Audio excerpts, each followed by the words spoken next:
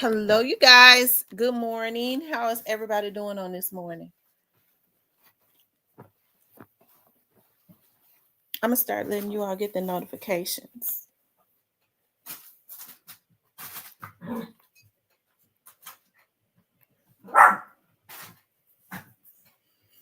I hope everybody's doing good on this Saturday morning. It's 9:47. Whew. The weather has been extremely chilly. It has. The weather has been chilly. I ain't mad about it. I wanted to stay in the 70s. But it has a chill. Hey, Angel, the real boss. I hope you all slept good last night. I did. I slept good. I love it. Like though when it rains though at night and I get to get up under the cover and but after I exercised, I've been sleeping so good. Somebody would call as soon as Mo. I can never find my phones.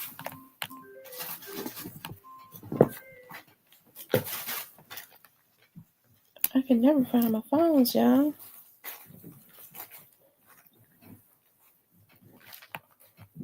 Y'all hit the like button for me. I think I found it. Hey, Nene. Hey, Tyranny.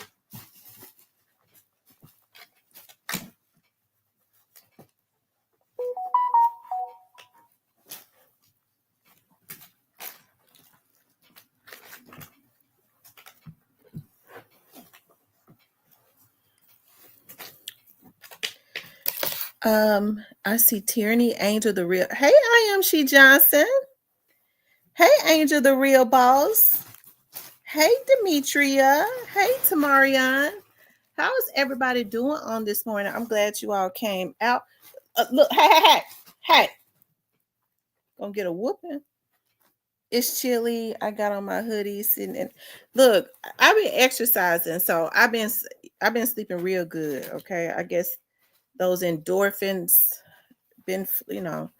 So I was gonna get back on last night, but child, when I woke up, it was to this morning. So y'all know what happened after I got home from the gym. And I'm gonna tell y'all something. Y'all had bought some oranges. I'm saying this for you all to be careful. I bought some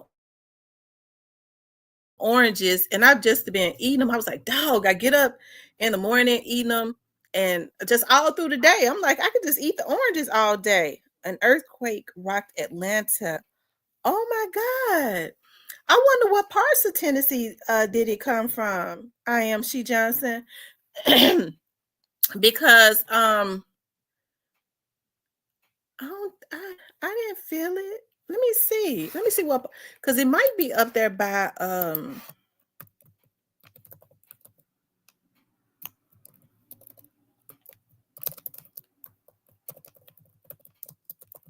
hold on, let me see what parts.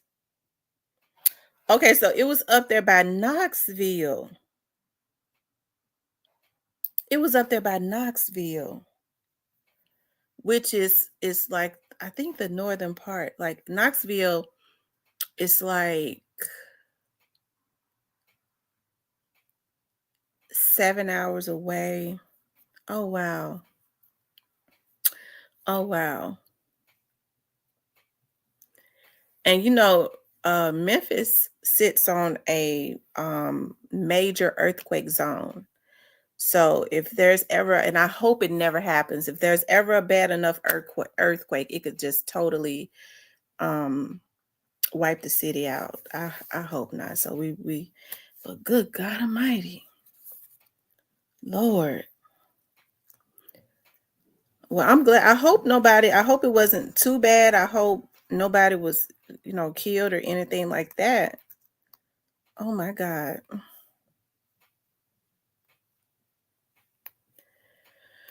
I wanted to talk about several things. I got to get started early this morning because I gotta get out. But it's been some stuff on my mind. Okay, of course I want to talk about. Y'all know I always just kind of talk about what is going on around the city of Memphis. As I told you all before, like I've scheduled some interviews. Like I'd be wanting to say who I'm gonna interview, but then you have spirits in the background, child, that they'll try to jump on the interview before you do. So I did schedule an interview yesterday with the city official. Y'all do know it is election season, so it's time for me to start getting people back into rotation on my TV show. What I basically just been doing was just doing other, other people was sending me their shows, putting their shows on, and just running basically like reruns on my gospel show, right? But now it's time for me to start back like interviewing and getting back out there. And yesterday, when I went to the mayor's luncheon, um, I realized at that point that it was really time for me to get back out there and start doing some of those things that I had been doing before, as far as interviewing people, keeping the community abreast, putting my face back out there, right? And that's one of the reasons. Roscoe, go on. Go on now. Go on. Go on before you get a whooping. Y'all hold on.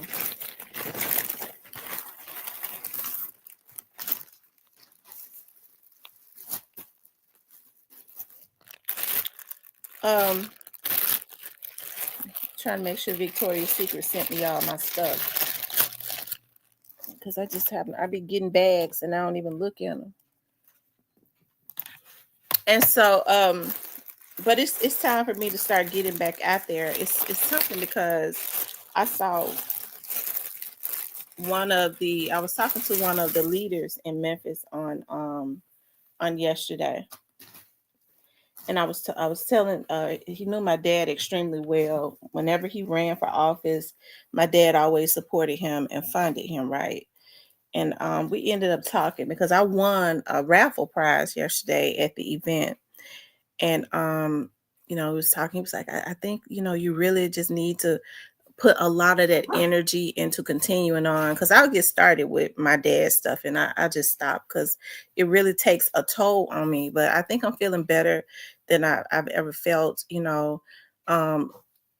back on my weight loss journey, losing the weight that I had gained from just being depressed about not having my father with me anymore, not being really motivated to continue the things that he started with me. So I was trying to just like go around those things, like especially like media, because that's the first thing that I said I was going to stop. When I remember when like the day before my dad transitioned, and the doctors was like, he was not going to make it through the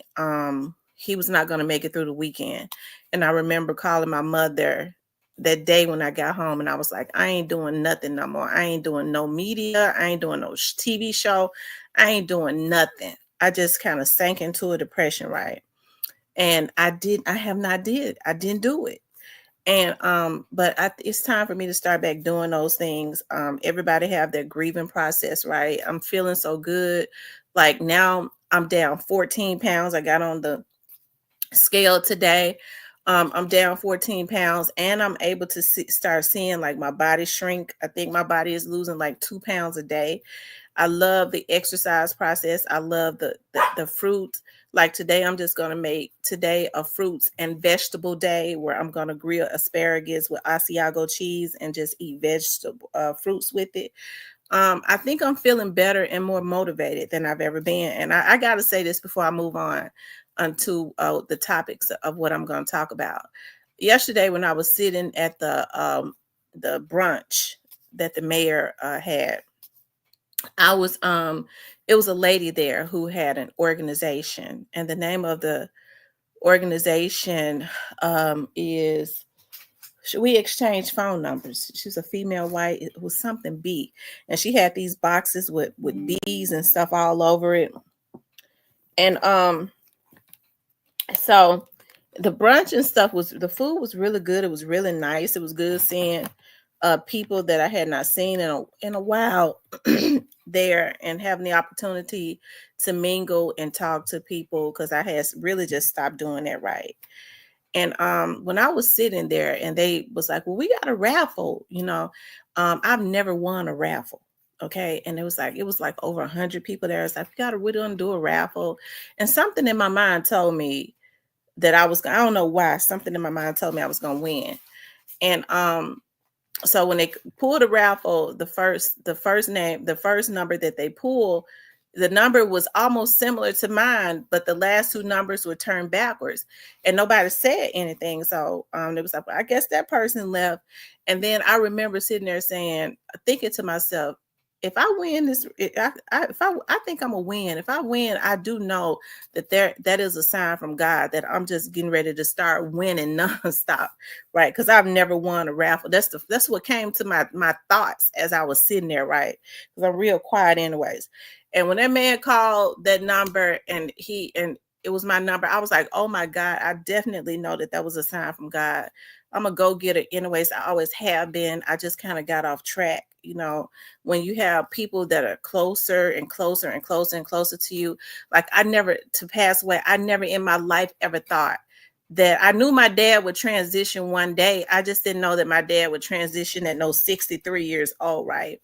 And so that's one of the things, I was standing there talking to the man that I was talking to yesterday about, he used to be a city councilman, about when I have older people to call me and go, well, because they still look at TV. Older people they don't deal with the internet because they don't know how. All they know how to do is use the remote control.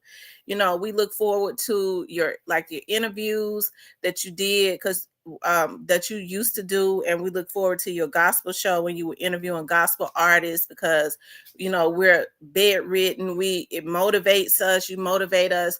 It's just time for me to start back, doing those things, right, that I was doing before.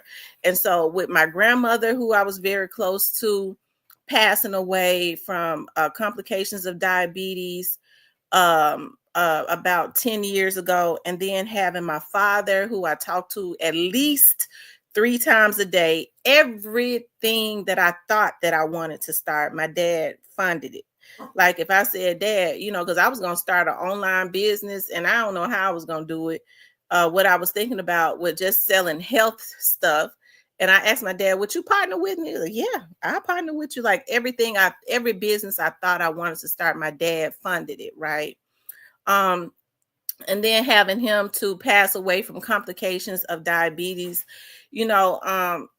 I was thinking about that. I was like, dog, it's so many older people that's still suffering from complications of diabetes. I had thought about, I'll get up because I'm in the process of moving right now. Okay.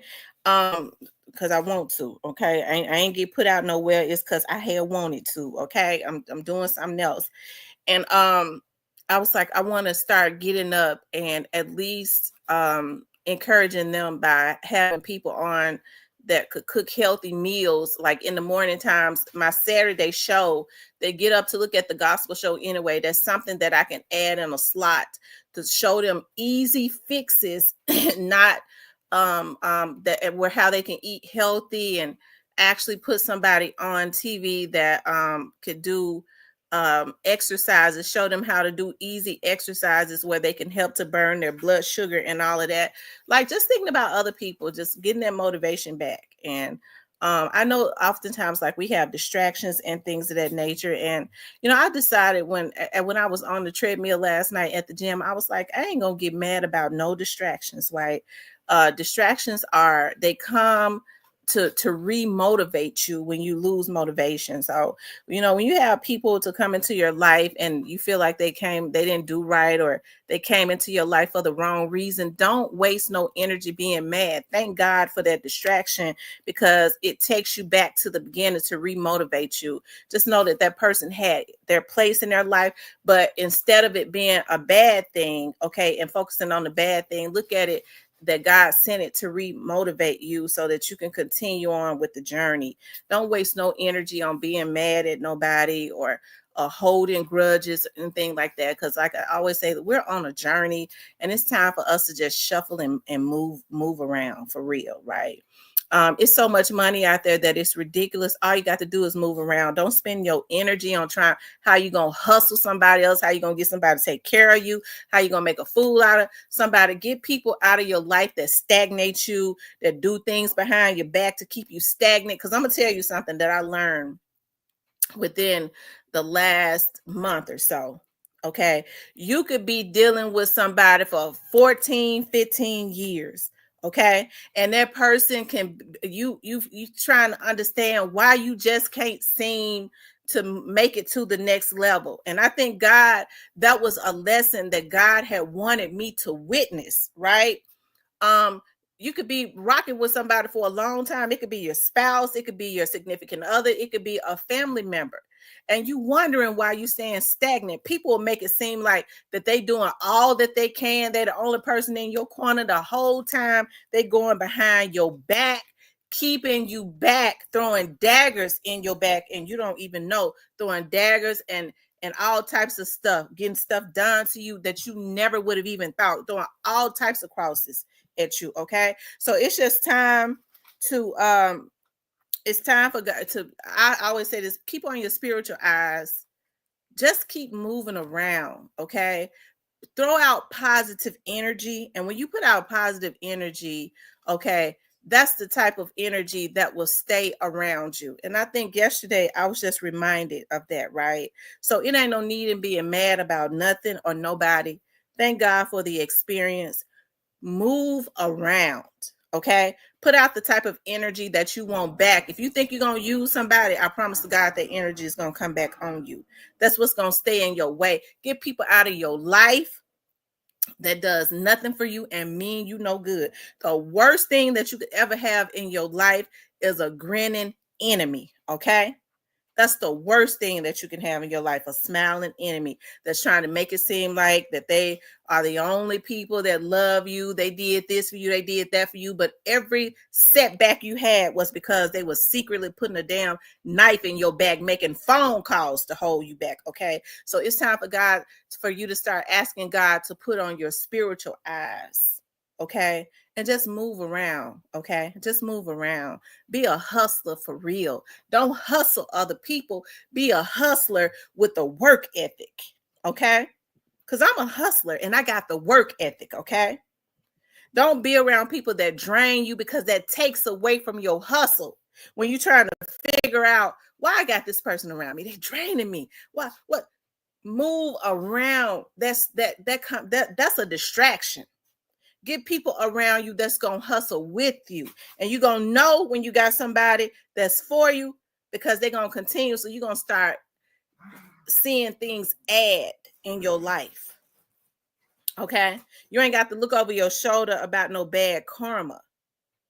Okay, so I don't know what made me do that. It's like yesterday when I was talking to some people, and these were the people that I used to be around. And then when I called one of our city, I won't say who he is, he's a city official, and I was like, I'm ready to start back doing my interviews on my TV show and start updating my TV show, because it's older people that still look at Comcast. And I was like, since I be so busy, I could start uploading those interviews after they air on TV on here. And he was like, let's do it. Let's set it up. Okay. And it's going to be next Saturday that I interview him, and then it'll come on the next week. And then after that, I'll interview him, and then I'm going to get Paul Young on there. Because Paul Young had already said that he would do an interview. I'm gonna tell y'all something. I do love Paul Young. Paul is a good person. His whole family, they're good people. His mother has always been like, when my grandmother passed, his mother and his father were my grief counselors. And I'm back in his mother's grief counseling sessions, because I need to deal with the grief of my father passing away, so that I won't have any setbacks. Okay. Anyways, I just wanted to get that out. And the reason I'm transparent with you all on quite a bit of stuff is because I know that there are people that are always in the background that come on because they want some type of motivation. It's okay to grieve. It's okay to say that you've had some type of depression. That's the reason why when Exposing You was in here last night, I was letting Exposing You know, no, you don't come in here talk about no big girls. Okay, you don't say that, because everybody's weight fluctuates and you don't know why it fluctuates. Ain't nobody gonna ever come in here and make nobody feel bad about nothing. Okay? Ever. I know they say that's freedom of speech, but you don't come up in here. This is my channel. It's not just that person, but nobody else. Okay. Nobody else would ever do that. Anyway, so y'all, let's talk about what I came in here to talk about. Okay. I wanted to talk about, because I'm gonna tell y'all something. A Memphis police pleads guilty. A man pleads guilty to helping a Memphis police officer that dumped the body. I'm gonna tell you why I'm talking about this. One of my friends who worked at the precinct that this officer worked at, I remember him saying to me that, you know, one of my officers had gotten in trouble and he was trying to tell me where they had dumped the body at. And I was like, wow. And I remember him, you know, kind of explaining to me what had went on behind the scenes as it relates to that. And I know it had something to do with a girl. And what he did was he went and got this guy after he killed the man to help him dispose of the body. And I get to looking at some of the, I was walking into 201 Poplar probably about 2 weeks ago, and it was a lot of people that came outside. They was on the step on the outside of 201 Poplar. I'm sure they had been to court.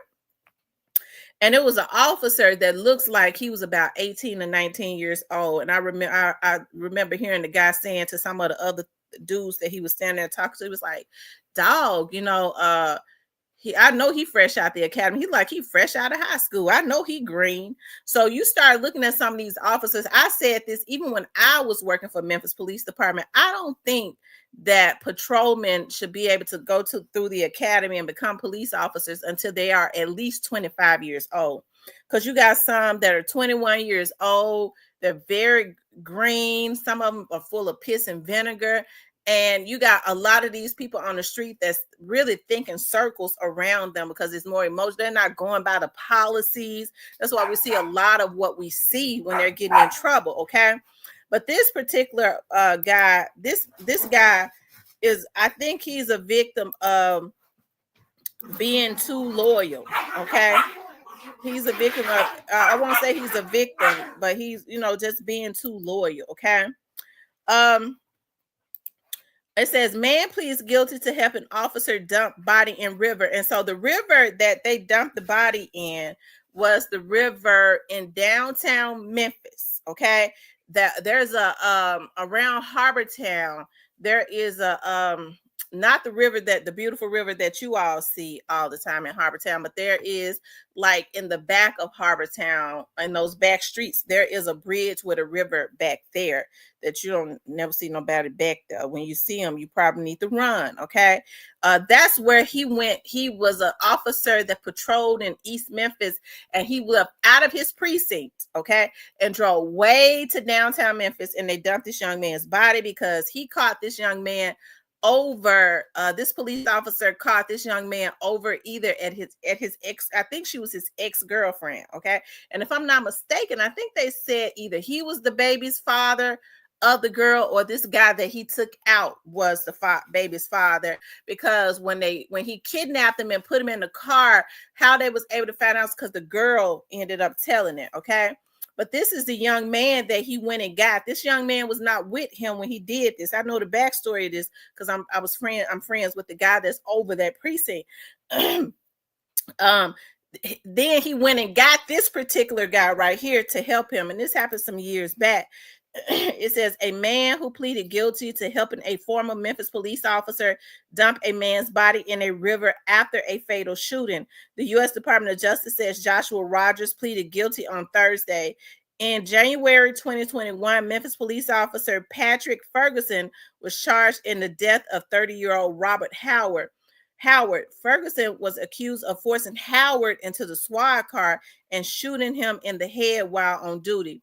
Rogers, who was reportedly an acquaintance of Ferguson, was accused of helping Ferguson dispose of Howard's body. Rogers was charged with tampering with evidence and abuse of a corpse. The DOJ says that Rogers stated that he and Ferguson put chains, padlocks, and cinder blocks on Howard's body before dumping him in the Wolf River. Rogers reportedly admitted that he and Ferguson used the SWAT car to transport the officer's body. Rogers will be sentenced on August 6th based on his plea agreement. He faces a maximum of 70 months in prison. In addition to the first-degree murder and aggravated kidnapping charges, Ferguson also faces federal civil rights, kidnapping, weapons, and obstruction charges. Ferguson's trial is set for November the 3rd. So he went ahead and told everything, but he didn't actually, I mean, he did enough, okay, because he was stupid to do that. But after the officer, okay, kidnapped the guy for being at either the officer's baby mama's house, or it was his new girlfriend and she had her baby daddy there. Okay, it went that it's been so long, I can't remember verbatim, but when the officer got there, he was mad that the guy was there. It might have been the girl's baby daddy, okay, and he put a gun on the guy, made him get into the car and kidnapped him. He was on duty, and then once he kidnapped him, okay, he left with him. And he leaves his precinct. He pops him in the head and go and get this guy right here to help him to dispose of the body. Okay? Which is sick and sad on another level. Okay? It's sick and sad on another level. All right? You guys, make sure y'all hit the like button for me. Okay? Make sure you guys please like, share, and subscribe. Make sure you guys hit the like button. I also want to talk about MPD is increasing hold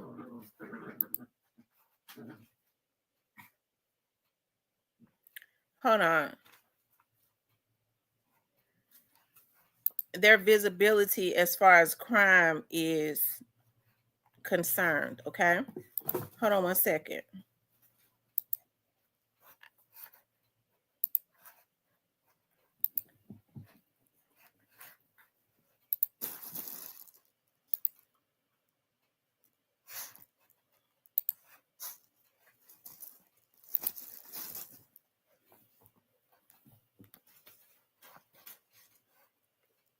MSD is the way to go. MSD is the way to go. That's why they call us WinST. First at 10, parts of Shelby County and Memphis can expect to see an increased law enforcement presence tonight. Deputies tell your news leader they're focused on making communities safer. Good evening, and thank you for joining us. I'm Stephanie Skurlock. And I'm Greg Hurst. It's happening as the city continues to deal with gun violence. WRG's Raven Copeland explains how the Shelby County Sheriff's Office is increasing its crime-fighting strategies. Crime remains a concern in Memphis and Shelby County. The deadly gun violence ahead of the summer season is only increasing those concerns. However, the Shelby County Sheriff's Office says it's working day and night to make your neighborhood safer. For weeks and months, WREG has reported on gun violence that has resulted in death, trauma, and grief. Law enforcement tells your news leader they hear the pleas for change and they're doing something about it. Tonight, deputies and police officers will monitor the northern areas of Shelby County as well as parts of Fraser and Raleigh. And so we're going to have deputies who will be flying drones. So we'll have area surveillance. But then we also going to have deputies on the ground. We also have K9 deputies that's going to be out here tonight. And so we're looking for anything and everything that's a violation of the law that's in this community. Chief Deputy Anthony Buckner says it's part of a crime-fighting operation that aims to capture criminals and protect the community. We're always out doing operations like this. Tonight, we've just done an enhanced operation. We've had several shootings in the last couple of weeks in the part of Fraser that borders us and some of the areas up here in the county. For weeks now, deadly gun violence has taken a toll on the Fraser community. Deputies told WREG they choose specific locations based on crime data and numbers. As law enforcement works to make Memphis safer, they have a message for criminal offenders. If you cannot find the right program that will help you change your life, we will find the right program that will put you behind bars. Reporting from Shelby County, for your news leader, Raven Copeland, WREG News Channel 3. Y'all make sure y'all Y'all make sure y'all vote for Anthony Buckner. That's the next sheriff. Okay, he's already. If you're in the Shelby County in Memphis area. Now in the sheriff's race, even if you live in Memphis, you can vote in Shelby County. Okay, this is my channel. I can promote who I want to, and we're gonna vote for Anthony Buckner. Okay, I love Anthony. Anthony is a great guy, and I think he's gonna be a really good sheriff. He's the second in command right now, up under Bonner. Okay, and I think once he becomes in command, he'll be able to do a whole lot more. Okay, he's got a lot of energy, he's tasteful, he's tactful, he's in shape, all of that good stuff. He's helpful, he's just a really good guy. Okay, so that's Anthony Buckner. Okay, I think Anthony needs to go ahead and just do Metro again. Move, go on now. Anyways, you guys, shout out to NST Law Firm, Corey B. Trotz. Okay, I like Corey. I think Corey get ready to be one of my customers. Okay, he just got an office across the hall from my office. He just got another office across the hall from my office. I got the opportunity to catch Corey going in, so we're gonna pray Corey become a get some advertisement. He seemed interested, but anyways, you guys, I wanted to talk about that, okay, about law enforcement increasing their visibility, because there has been a whole lot of stuff going on in the Memphis area. I was looking at that a woman was found unalived in her Cordova home, okay. I don't know if it was foul play. Okay, they said there's an ongoing death investigation going on, but you can't never say because it's in Memphis. You know, just looking at every time I wake up and I start looking at the news channel, you start seeing where so many people, like overnight killings and all of that, right? Just a lot of crazy stuff. It says cousins wanted in deadly triple shooting caught in Georgia. Okay, that's sad. So now they you know, the Memphians are going way too. I saw where some Memphians had something to do with going down to Alabama and Huntsville and kidnapping and killing a real estate agent, right? So cousins, they was involved in a triple homicide. They just caught them. They fled to Atlanta. They caught them last night. So it's just a lot of stuff that is going on, and it is time for the visibility and the accountability to be put in place, because there has to be some accountability. If they don't start putting some things in place, a lot of criminals are going to continue to run rampant. And so when people finish, you know, good police officers are needed. And I do put a lot of emphasis on good police officers. I think I've said this from the very start, that criminals cannot just run rampant. We cannot have a damn lawless society. So when I start seeing people and they sit up and talk about how they hate all police officers, okay, I have issues with that, because every police officer is not the same. When they start talking about overthrowing the law enforcement, you need to look at their backgrounds and see how many little girls they done touched. Y'all know how I get raw, okay, because I don't know how to hold it back when I see these damn fools use their platforms and they're very careless with it. We need to overthrow the police department, and then everybody wants to be radical. Wait a minute, because see, I told y'all to stop. Go on. Before y'all start following some of these people, move. Y'all need to start checking their backgrounds to see how many little girls they done touched. They want to be able to go and put the little girls and the little boys into trafficking and touch on the little girls, okay, and not have to go to jail. And then they go and post up on YouTube. Okay, they want to be able to write bad checks. Okay, they want to be able to steal your identity and work at the DMV. Okay, and allow YouTubers to come in there and get ID in your name so that they can open up accounts in your name. Okay, so you have to always pay attention to people who want a lawless society. Okay, And we just can't have that. So you'll never see me promoting that on here, okay? Because I be knowing what some of these folks got on their backgrounds. I just ain't distasteful. I know that they are pedos and they posted up on YouTube, and a lot of these women that's got children and grandchildren follow them. Okay?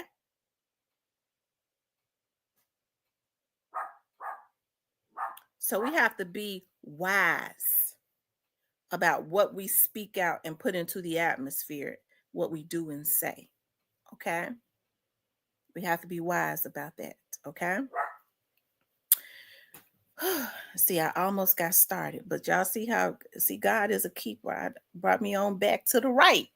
I almost went to the left, but I'm back to the right. Okay? Because I need to talk about, I'm going to tell y'all something. And this ain't no lie. This ain't for no views or nothing. I am so freaking like, I have a renewed interest in what's getting ready to happen in this Young Dolls case. Y'all notice I had kind of said I was going to, move on to other things. And I have been, because I be busy all the time. But I have a renewed interest in the Young Dolls case. I'm not gonna, talk about it every day, and I ain't gonna make up no mess because I don't have to. Okay. But I have a renewed interest because I believe that it's getting ready to go down. Okay. And so this morning I got to thinking about Jook and Teezy. And one of the reasons that I was thinking about Jook and Teezy, because we went to sleep when I was laying in bed talking to one of my friends last night.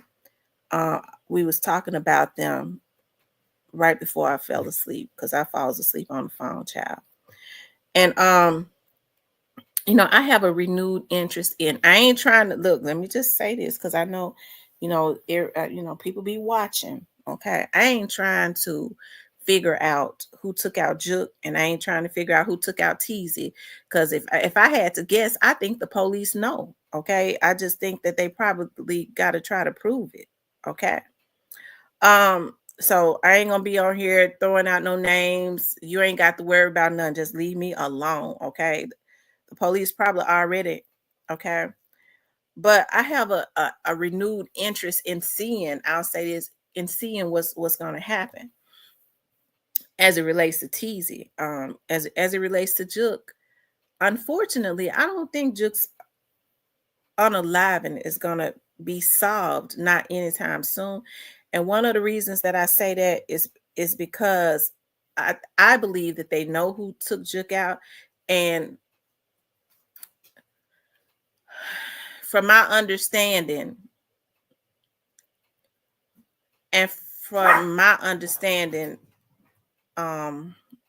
how do I put this? How do I want to say it? Because I have to be careful about what I say. You have to wonder. I'll say this, yeah.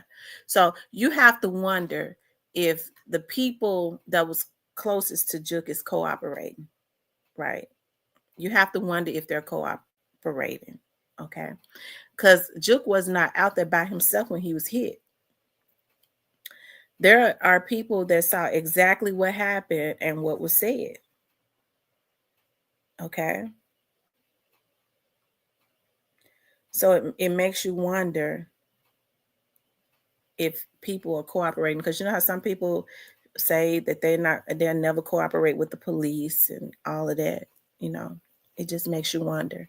So that's why I say, because in Jook's case, his case, from my understanding, and I was told this last night, they had bigger, it might have been bigger leads in Jook's case than it was in Teezy's. But if people are, so if I'm just saying, in any case, I'm not just talking about Jooks when I say this. When people are dead set against and buck against helping the, police, what can they do? Okay, so that's why I say, unfortunately, I don't know if Jook's case would ever be solved. Although his case from what I'm told, had more leads than Teezy's case. So, because now a young lady came in here and said that the shooters came from Jacksonville. I was told very early on that the shooters were from Houston.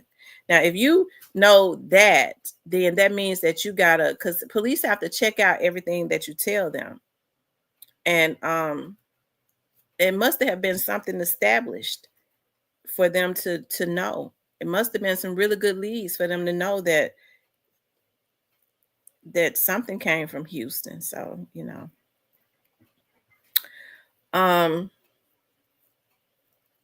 Cypress says I don't think that they would either, not unless somebody have a change of heart. And not unless somebody have a change of heart, you know, and decide that they want to see him get justice, you know, the law way. You know, some people don't believe in justice via law enforcement. Okay. Hey, Pat B, how are you? So, but you know, I get to thinking about them. Like I said, I have a renewed interest in seeing what will happen, especially as it relates to Teezy. I do believe that something is going to shake with Teezy at some point. Okay. Because Teezy's family want him to get justice. They do want him to get justice. Kenny Adams says, good morning. Hey, Kenny Adams, how are you? You on your way to the casino? Nobody gonna do that. And to be honest, they shouldn't. Cypress, I think they should. I mean, that's the only way these hits and stuff will stop, is if people start cooperating with the police and just start telling, instead of going and getting themselves caught up in stuff and getting themselves in trouble. Now, do I know who killed Jook? No, I don't know who killed him. I don't want to know either. I don't know. I ain't got no idea about who did it, and I don't want to know who did it. Not until they put it out on the news or something. Pat B says, but the police officer you was talking about that dumped the body in the Wolf River, that was out here in Fraser, and it was a mess. No, it happened. No, it happened on a bridge. Well, I guess North Memphis could be. I guess North Memphis is not too far from the downtown area, Miss Pat, because it was the Wolf River, and it would be back there, like by where those factories would be at. But if you keep going, down that back road back there, it takes you to Thomas. That would be in Fraser. You're right. But it was more so in the downtown area. Because it takes you out. You keep going down that back road, it takes you to Thomas. Yeah, it takes you to Thomas. You'll come out. Yeah. So that's Fraser 2nd Street.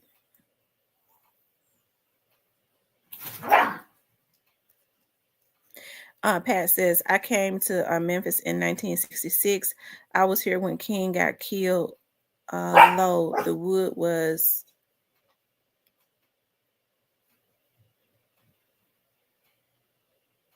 She said that's Fraser 2nd Street. The Wood was the mayor of that time. It needs to be more accountability on a parent raising a kid. Yeah.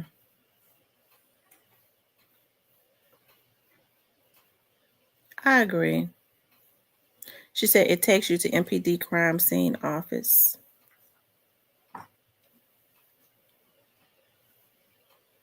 And the people in Fraser need to be showing up at these meetings to stop this foolishness. I'm 65, and it's a shame before God we don't respect each other. I agree, Miss Pat. We don't respect each other. There is no respect.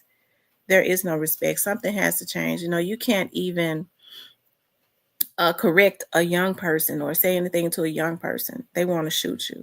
You know, I think I say all the time, Okay. She said, Swear Babe says he didn't clean his squad car out good enough. And the young lady ended up telling also that he put him in the squad car. He kidnapped him. She ended up telling too. Right. Yes, they say please. Yeah. I tell you, you know, we have to be more respectful. Okay. We have to be more respectful. There's just no respect. There is no respect. It's sad. There is no respect. I know they say it takes a village. It takes a good, strong village. Everybody cannot have access to children because now we see how where people are not healthy. Okay. They're not healthy. They're doing everything, you know, to hurt children. But it does take, you know, Miss Gloria being nosy. You know, Miss Gloria, that used to be the neighbor that sat outside on the porch that saw everything. That called and said, "Girl, I saw, you know, what little Chris said. You was at work, and I saw what little Chrissy had somebody to go into the house. Some boy went into the house when you was at work. I mean, that's because they were sitting outside and they noticed everything and they did not mind their own business. They hurry up and called and told your mother when something was not right. I'm gonna tell y'all, we had a neighbor one time and it was hilarious to me. Okay. And she said, "I saw your sister when she came home from school." Now she stayed over across the street. I said, "Oh, okay." She said, "Yeah," and she had a boy with her. I said, "Okay," and she said, and then when they went into the house, the second bedroom window back there, they closed the blinds. I hollered. I mean, it takes having those nosy types of neighbors. But now people would rather look and then have something to gossip about. That's it. I saw where, you know, she fast or whatever, because they would call you fast anyway. She fast and her boyfriend beat her all up and down the push child. Her mama be at work working hard and she don't know nothing. So yeah, I think people are gonna have to start getting involved and people got to be receptive because now people are so offended when somebody tell them something about their children. Well, what about your kids? Your child ain't no better. You can't even tell them nothing. I said when we lived in the projects, my grandmother was so nosy. When we lived in Clementine, my grandmother was so freaking nosy. My grandmother would lay across her bed. She would make a peephole. She had a peephole, y'all. It was some. I told my mama. I said, you know, now people would call her cuckoo. She would lay across her bed and she had a peephole and she would look out of her window. Y'all know that was just nosy. Lay across her bed and look out of the window. And she saw everything that went on. She saw everything that went on. I promise to God. She saw everything that went on. Oh my God. Yes, indeed. Reginald says, but people are afraid to tell what they see for fear of retaliation. The system won't protect you. Well, that I agree with that, Reginald. But I'm talking about when you're neighbors with somebody and you have some type of rapport, some type of relationship with your neighbors, and you see that they're underage children, or because I mean, if you had somebody living with you, the neighbor was gonna be the one to tell you now that you know he was if he had somebody come to your house. Who was that young lady that came and knocked on your door? You know, some young lady came and knocked on your door. Was that your niece? No, what young lady? Oh, okay. You know, Johnny let her in. I thought maybe that was your niece. That was the neighbor's way of letting you know your man might have had somebody at your damn house when you was not there. So, but you're right. People are afraid to get involved. They don't get involved anymore. But it's for a reason too. We got to be honest. It's for a reason, and that is because folks now get so offended. Stay out of my business. You know, your little girl, your junior high school girl have 4-5 boys go up in the house, and you try to call and tell her mama she mad at the neighbor. You know that B ain't nothing but nosy, this, and that. I mean, folks, just, you're right. Times have definitely changed, but it needs to change back again. Just because it has changed, it don't mean that it should stay that way. People need to put their feelings in their back pocket, okay? And be receptive to somebody trying to help them, tell them something and trying to help them. But they get so offended because they want to live this superficial lifestyle, okay? And you know, as if their child this and that. Everybody been knowing your child ain't shit, okay? And a lot of us have kids that do stuff that ain't shit. Okay, so there's no need in getting offended if somebody try to help you and bring it to your attention what your child ain't doing. Okay. My oldest daughter, okay, I think I heard my oldest daughter cuss maybe one time, okay, and I slapped her face. And she was about 19 then. Because I was in shock, okay, that she cussed. I think it just slipped out. I slapped her face. She was 19 at that time. I've never heard either one of my children cuss again, okay?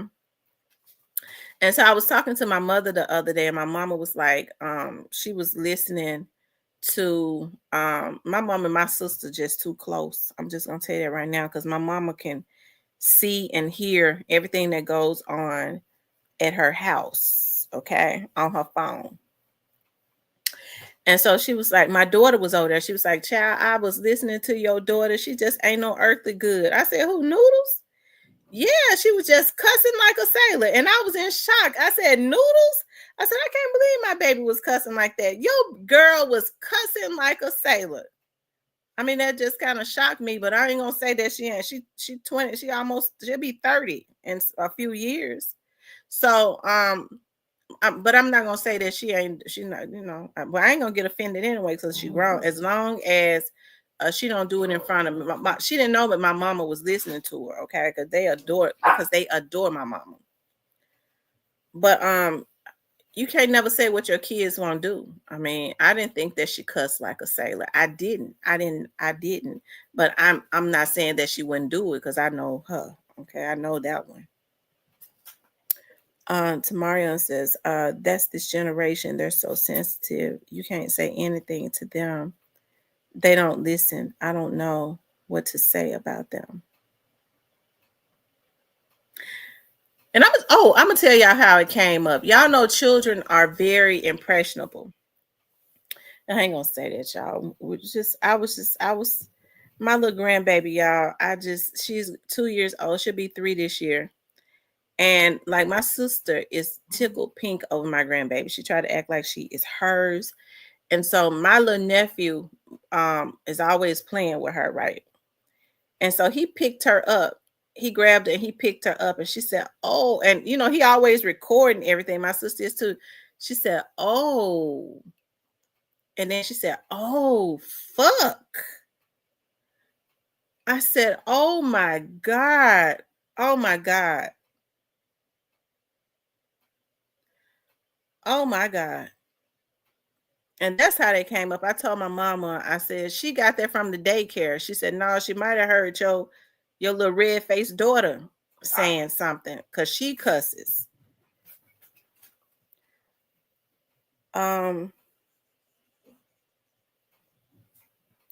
She said, Tam, that's your feisty side coming out of her. Yeah, because she is strong and she is feisty. She long and tall. And she's always been very stout in her hands. She has. I gotta say this. I remember one time she was in junior high school. She was going to Havenview, and her principal called me, and he said, I went into. He said they cut lunch. They be in the restroom, I guess being fast. And he said, I walked into that restroom and they was fighting. He said, Oh, Miss Tamara, you should have heard the noises that they was making. I mean, he was so animated. You should have heard the noises that they was making as they was fighting. He said, and I don't know what was going on. I don't know if they was in there fighting because it's a gang initiation or what. I said, okay, I'll be on up there because I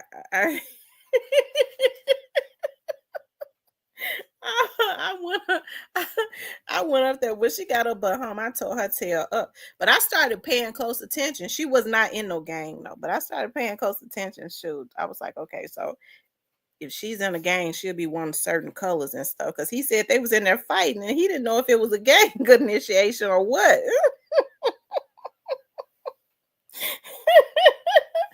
Oh my goodness! I tell you, that girl, something else. But anyways, you guys, yeah, we got to start being more open to people that we know care, kind of putting us up on game as it relates to our children. That's kind of why they are able to get away with what they get away with. They do everything in an adult's face.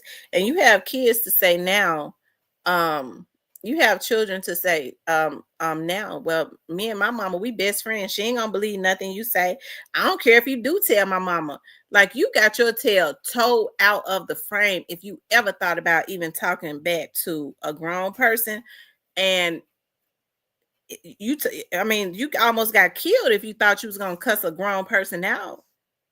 But now these kids don't have that type of conviction. They don't have no type of respect, but they don't have any respect for their very own parents, right? They don't have any respect for their very own parents now, because you have girls that cuss their mothers out. You have boys that will fight their mom. It's sad, right? No conviction, nothing, no respect whatsoever. And it's totally like messed up. Okay, you all make sure y'all hit the like button for me. I don't know if you all have been hitting the like button, but I would appreciate it if you all do. Please like, share, and subscribe. Okay, make sure you guys please like, share, and subscribe. Do hit that like button for me. Run the likes up. I love your channel and your commentary. I will be a supporter from now on. Thank you, Miss Pat. I appreciate that so much. I appreciate everybody that comes in and support the channel, right? As I say, that this is the Real Grown Folks channel. We agree to disagree and just move right on with our lives. Okay, we can agree to disagree and move on, and that's how we do it over here.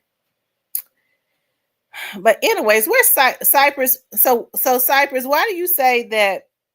Now somebody had been saying to me, and then somebody gonna come in my chat and talk about.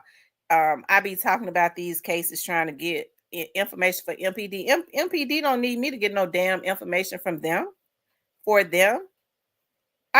You got to be the damnest fool that ever walked. MPD already have people that gives them plenty of information.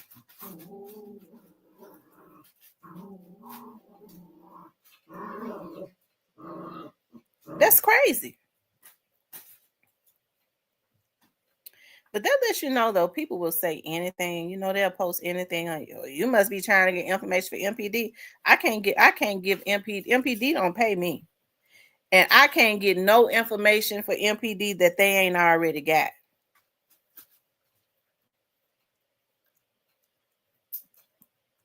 Thank you, Tyranny. I appreciate that so much.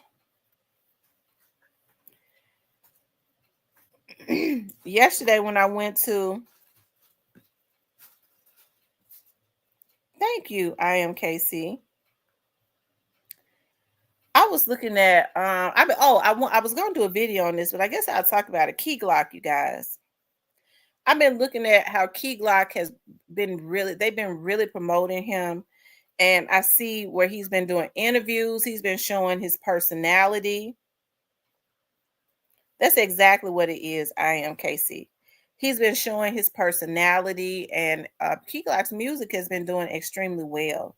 I want to say that I'm very proud of Key Glock, and y'all do know that Memphis crowned Key Glock the Prince, okay? Key Glock is the Prince of Memphis, okay? Now, let me just say this. There are a lot of rappers that come up out of Memphis that's talented. Okay, I mean they are. Memphis has a lot of talent, and they're very good. Okay, but in order to be crowned the prince, yeah, he has grown a whole lot. Because at first you couldn't hardly get him to talk, but now he's starting to show his personality. And I think a lot of that is because like he said, he was in a dark place. When they did that to young Dolph, that put him in a dark place. So now you could tell, like, he's got his daughter. God is giving him a daughter. He's got a reason. He's got his mother there with him. That's a reason to be happy. Seeing his mama be happy, because his mother spent a lot of time in jail. So I know it's got to make him proud to be able to show his mother another part of another way of life, to show her new things, to travel, have her traveling with him, have his daughter, being able to have money to spoil his daughter. They say, as far as his grandmother, whatever she asks for, he give it to her. He's good. He has a core friends around him that he's good with. And hey, just seeing him do these interviews and seeing his music consistently going up, it makes me extremely proud of Key Glock. And I know Key Glock got to know that he is definitely making young Dolph proud. Okay, he's making young Dolph proud. Ken says a lot of Memphis rappers are caught up in the gangster matrix. Yeah, that's what Stan G said, they caught up in the gangster matrix. Miss Pat said, I've seen a lot of things go down and put home. But these young people today, you can't say anything. No, you can't. They have a spirit of an offensive spirit, because they want to have a reason, because of that anger that they carry on the inside of them. They want to have a reason to do something to you, so that they can say, yeah, I killed me a B. And now understand that karma is doubling the block on them as soon as they do it. That's why, unfortunately, a lot of these people are getting hurt. Mm-hmm.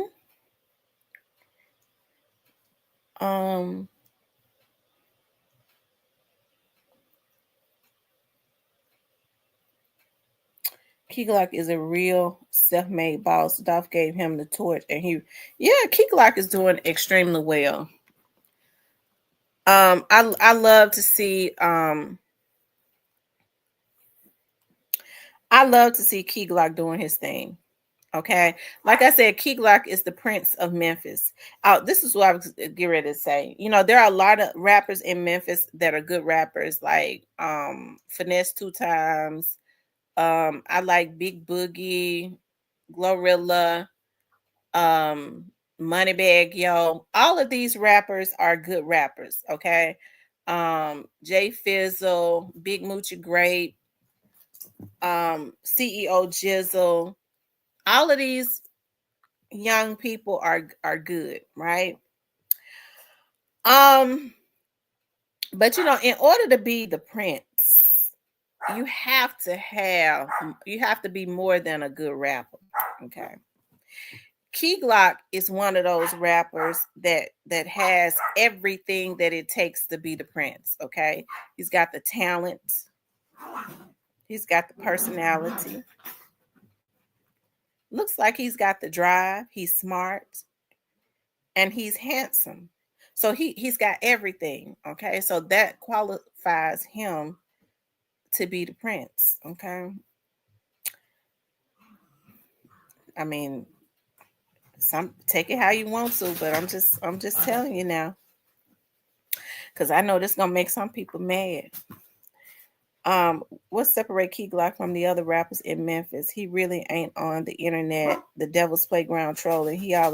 Right. He's really not on the internet, and then he leaves quite a bit to the imagination. So when people see him on the internet, they definitely, when they see him do interviews, because of the mysteriousness about him, they definitely want to hear what he has to say. Some people just rise the internet. Okay. all the time. Ken says, I think Big Scar would have been up to. Yeah, Big Scar too. Big Scar was a good rapper. I hate that happened to Big Scar.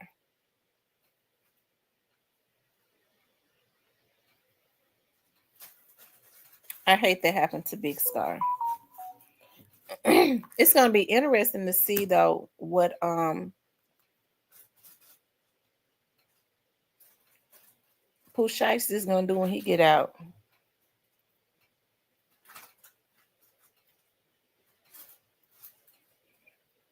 Yeah, it's gonna be it's gonna be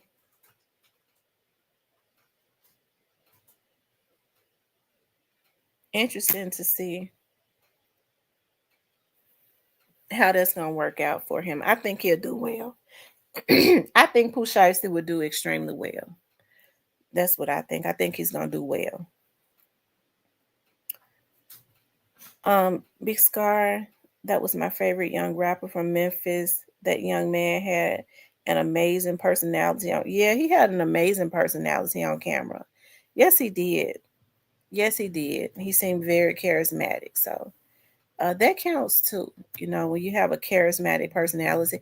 As I was saying, that's one of the things that really was a strike against Finesse 2 Times. Finesse 2 Times had the talent and he had the drive. Because I'm gonna tell y'all something. What I love to see.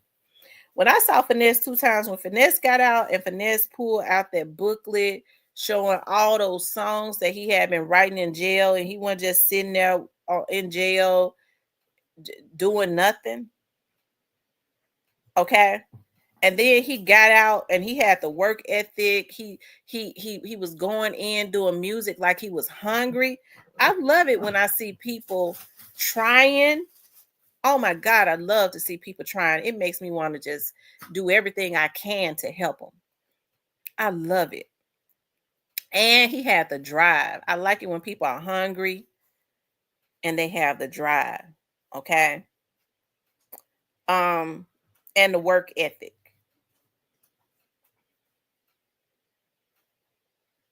Okay.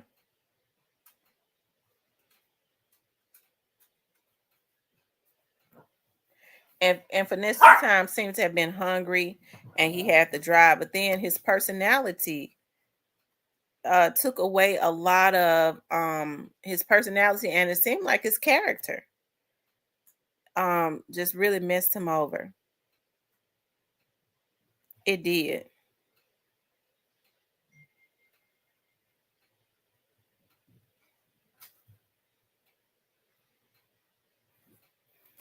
Y'all hit the like button.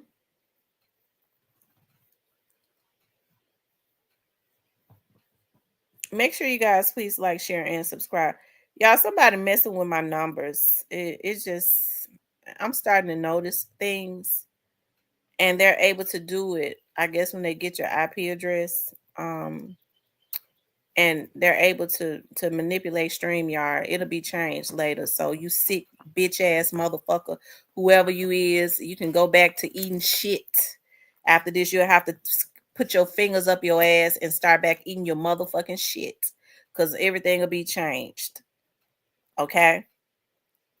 I'm sorry, y'all. I just have to go ahead and go in and let some of these sick ass motherfuckers on here have it, because there's too many sick people that is on the motherfucking internet. Okay. It ought to be something better to do than to be hacking. Okay. So when they can't hack, I keep changing shit up on them because I'm gonna, YouTube don't pay me nothing. But then when I start seeing them messing with my shit, I have, it's something that comes over me. Okay. You got to be a sick, twisted ass fuck, bitch, or nigga. Okay. That's exactly what you are. And then these folks is overgrown. They in their damn 30s. It ain't no 20-year-olds that's doing it. It's these bitches that's in their 30s and in their 40s. That means that it is a damn mental illness. Okay. So when I start changing up everything on them, what they have to do is they have to sit and wait for a damn opportunity with their damn thumb up their ass. And then they take their thumb out their ass and suck their fucking thumb. Okay. So they shit eaters. They have to eat shit all day until they get another damn opportunity. And it be old ass bitches that be involved in they motherfucking 50s going into their 60s. Bitch, you been a fucking loser your whole life, ho. You need to go get yourself some help. See, I ain't got no mental illnesses. That's why I can sit up on here and say I do grief counseling because I grieves over my daddy. But as much as I have grieved over my daddy, it ain't never made me want to get on YouTube and be jealous of nobody else that I know I can't compete or compare with. Some of these motherfuckers just don't like to take and understand that you can't compete and compare with me. Bitch, you can't outwork me. So what they try to do is do sabotage stuff. I know what you motherfuckers doing when y'all messed around and somebody sold y'all my information. Trust me, that's being worked. I'm a bitch. You still can't compare to me. You definitely can't compete. And some of these men, even worse, they act like a bunch of damn bitches. They sitting up looking at a woman jealous of her because they was mad that they wasn't born a damn woman. Okay? I was talking to somebody just the other day. It must have been, it was Thursday. And they was talking about how some of these YouTubers is getting folks information and getting their family information, and they got an insurance agent and they putting insurance on people. I can't make this shit up. That's the reason why I say when the feds clear this motherfucker out, these bitches ain't coming home no more. They rotten old asses gonna die in jail because they already halfway dead. Okay?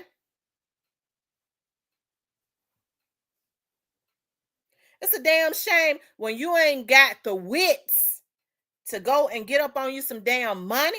Your motherfucking old ass is on here trying to figure out how to scam. Bitch, figure out how to get you some real money. Use your brain.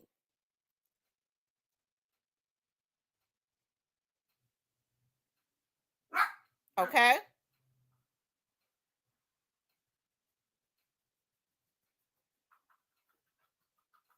Anyways,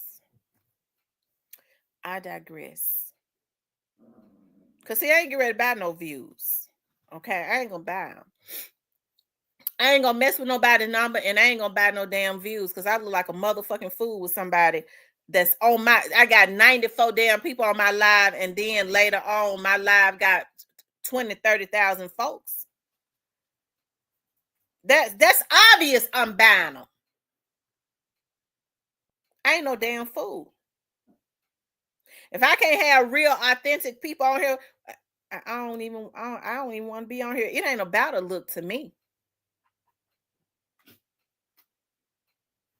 But that's the problem with a lot of what goes on in our community. People that don't know how to stay in their own lane and build their own shit up. They want to mess with somebody else. Okay? That's what they want to do. They want to mess with somebody else. We got to try to figure out a way that we can hold her back because she got the brain. She got the work ethic. She got the connections. She got everything that it takes. So we're going to spend all our time trying to see what we could do to hold her back. And bitch, I'm still going to win. You can't win. I get on here and I pop my collar because I can pop it. If I say I'm smart and I got the brain and I know how to sit here, even if I go into a damn depression, when I pop out of it, I still know how to think circles around a bitch to be able to give me some damn money.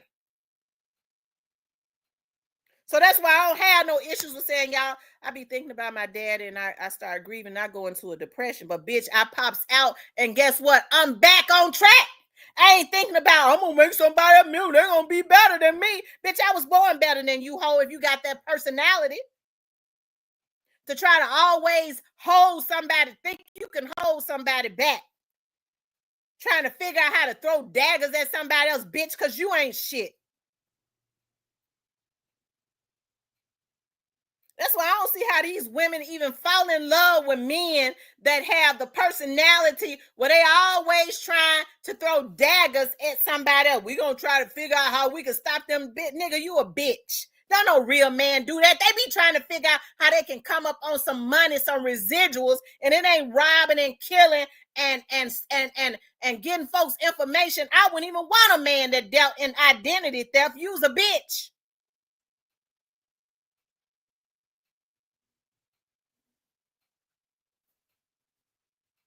Okay.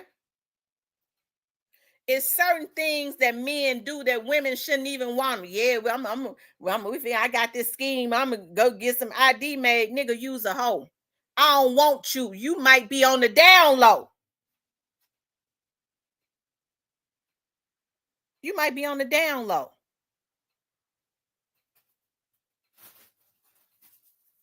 Yeah, I'm gonna get with this gal. Baby, you need to go along with me. I'm gonna get with this gal. I'm gonna get her money. Use a bitch. I don't want you.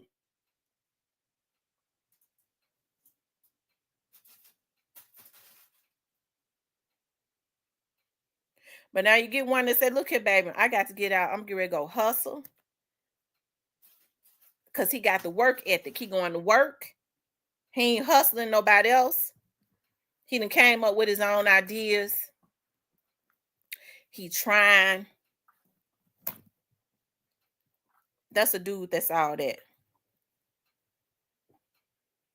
Okay. What's New Jerk City? What's that? What's New Jerk City?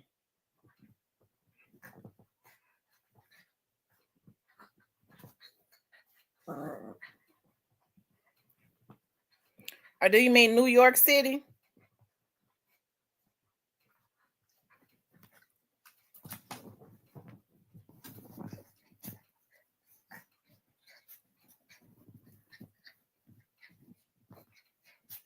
Because if you're sitting up on here all day and you hacking, the stuff that these folks do on here, it's just, I ain't never in my life seen nothing like it. But the only thing they need is the feds and the police. And a lot of them got that. They got that. I know one YouTuber that's going to go to jail.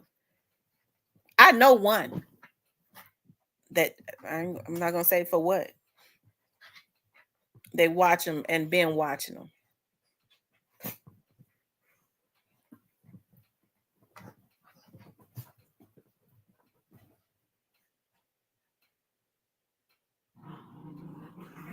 It's one thing when it's entertainment, because you have a lot of damn fools that come on here. They do their entertainment. They get off and they live, and they get their money. They get off. It's just entertainment. But when you start messing with other people because you're jealous of them to try and sabotage their growth, that's a sick, twisted person.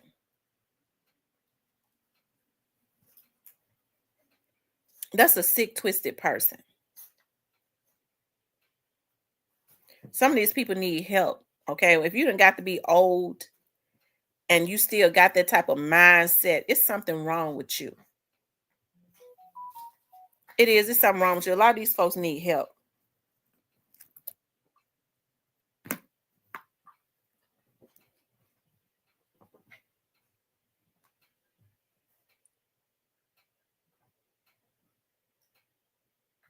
Okay.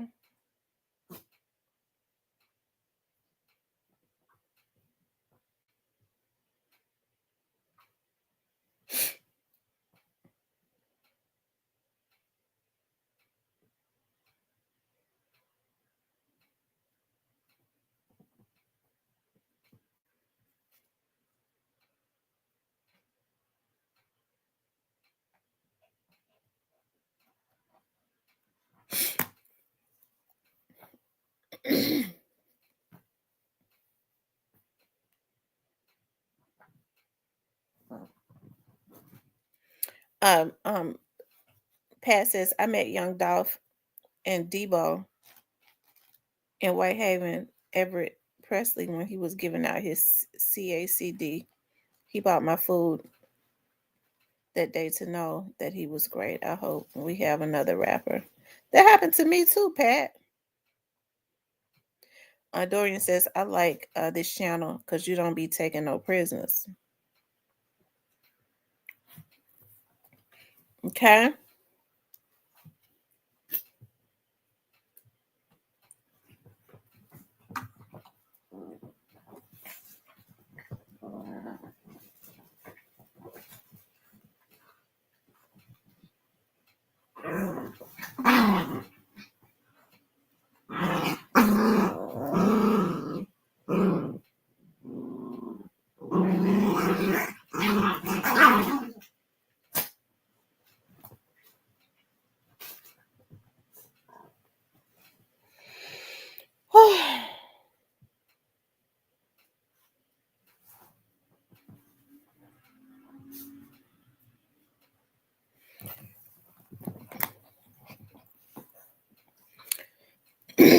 Anyways, you guys,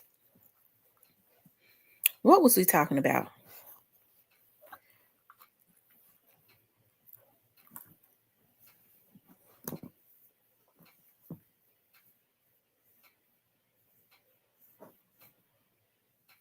No, the foolishness don't make no sense. But anyways, you guys, like I said, I am anticipating. Let's get back to Teezy and Jook, okay? I am anticipating what's going to happen as it relates to Teezy and Jook. I have a lot of anticipation as it relates to see what's going to happen. I don't know what's going to happen. Just like I do, like with GoVan's trial. I'm really anxious to see what's going to go on with GoVan's trial. And the reason I say that is because GoVan,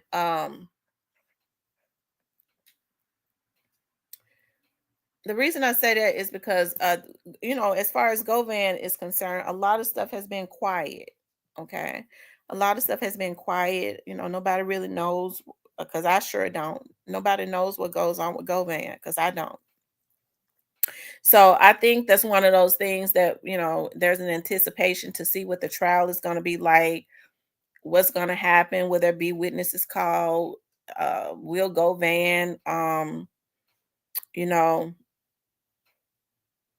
will GoVan, I don't believe he's going to get on the stand. I would be surprised if he do, because most lawyers advise their clients against getting on the stand. Okay. And when they get on the stand, it's because they demand that the lawyer allow them to. Okay. But most lawyers don't like to put their clients on the stand. So I wouldn't, even if there's a trial, I would never believe that he would get up there, although it's possible. But I think that's just one of those trials where there's an anticipation just to see what's going to happen, how long the trial is going to be, what all they have. Because if you think about it, 1 million pages worth of evidence as it relates to the Young Dolph situation.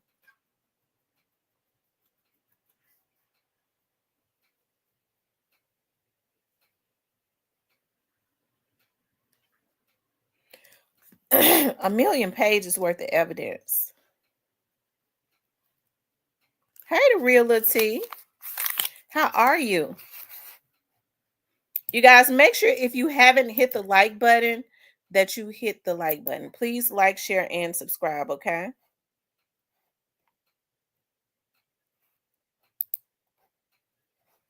Make sure you guys please like, share, and subscribe.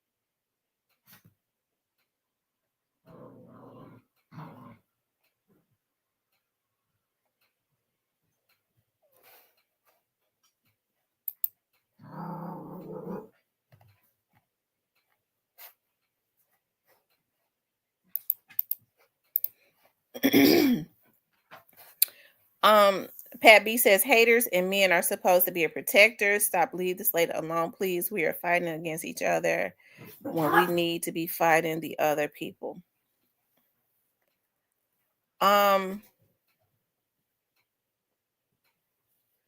Yeah. Thank you, Miss Pat. I appreciate that. But I ain't gonna be in the courtroom. I hope that it's I hope that the trial is safe. And the reason I say that is because like we do know that Govan is let me explain to y'all why I say that. I hope that the atmosphere is safe, because when Straight Drop and Cornelius was going to trial, they was brought in by the guards, okay? So they was already incarcerated.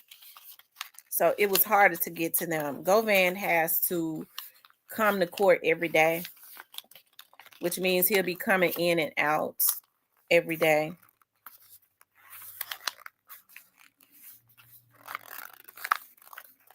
Okay, he'll be coming in and out of court every day. And so I hope nothing happens as it relates to their process, you know, of coming in and out. Hey, Justice for Dog.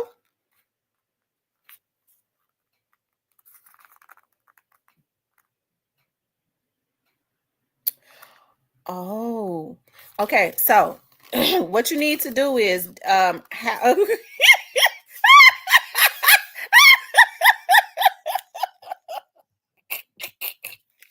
so what you need to do is, Justice for Dolph, Lord have mercy, Justice for Dolph up with it early this morning. Howard's case is considered a missing persons case. Oh my God. I guess I needed that laugh. Lord have mercy. Justice for Dolph is up with it early. Howard's case is considered still a missing persons case, because I don't think there's any evidence at this point of any foul play. Now, although we know that it is, you know, what you would need to do is, not unless they've quietly sent it to the homicides division. Now, Justice for Dolph, you might could tell me better than that. Has his case been sent to the homicides division? Because as of right now, Howard's case would be considered a missing persons case. So I got evidence for them from people who did it. Okay, so what you need to do is you would need to contact missing persons. Okay, hold on 1 second. Let me show you. Hold on.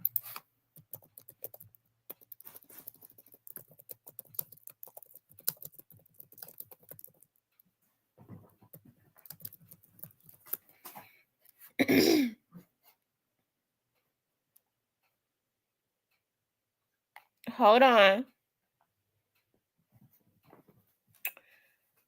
Contact the missing persons division, and once you contact that division, ask them who is the investigator that is on Howard's case, because although Desmond's case is a cold case homicide, Howard's case is still considered a cold case missing persons until there is information to take it for it to be transferred over to homicides.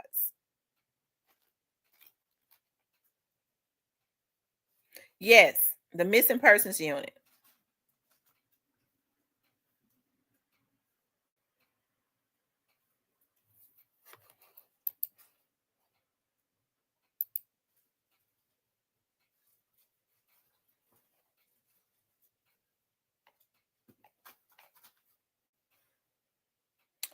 Uh, 636-4479. It's called missing persons.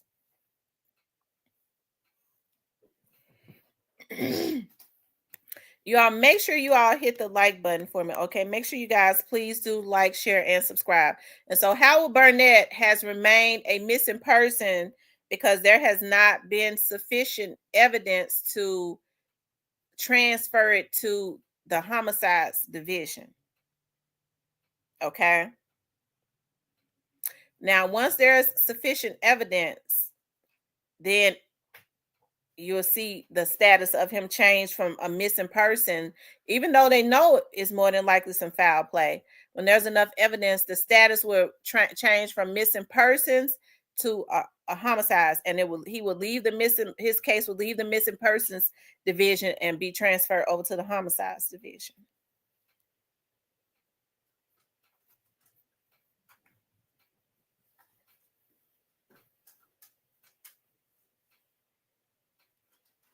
Yep. So Justice for Dolph, what's been going on? Let us know what's been going on, because Justice for Dolph be on top of it. Justice for Dolph, what happened to Howard Burnett? What did you find in your investigation? In Dolph case, you see, I want to give them a chance to take my info behind the scenes before putting it. Oh, okay. All right. I see.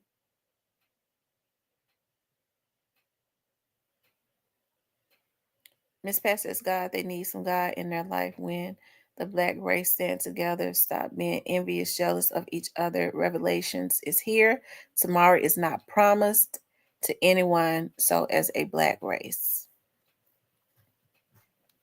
Well, that's the best thing to do, wait before you put it out. I think that's a good idea, and not tell anybody until you talk to the proper people.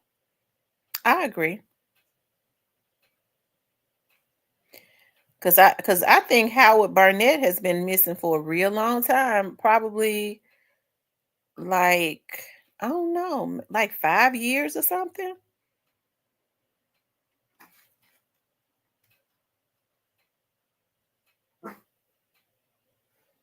Yeah, he's been missing for a long time.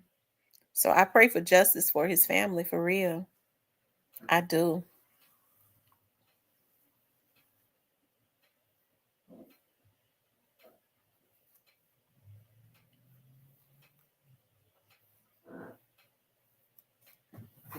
Yeah. I hope so. How long has Howard been missing for? He's been missing because his car, I think they say his car was found on fire or something like that. When his car was found on fire, but his body was never found. So he's been missing for 8 years. Oh, wow. Was his car found on fire or his truck? It was found on fire.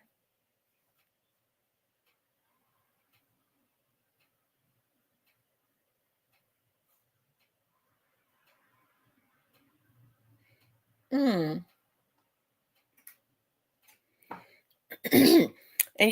for you all who don't know who Howard Burnett is a young man who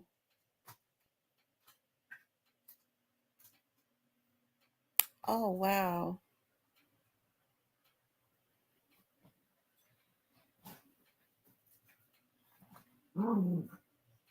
Oh, my God.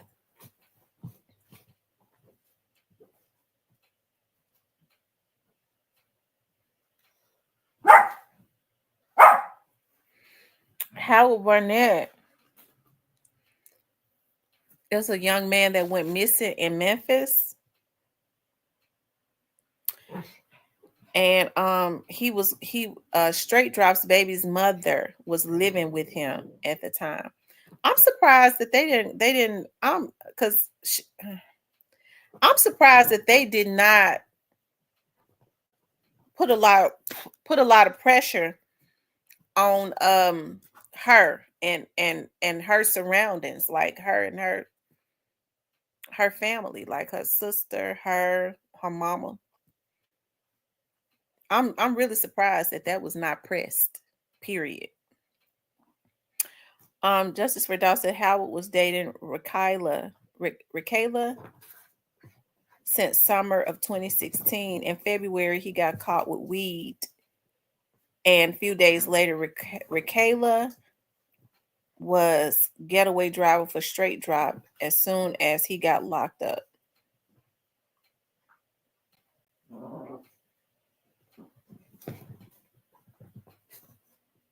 Oh, wow. So, but was Straight Drop locked up when Howard Burnett went missing? Was Straight Drop locked up when he went missing?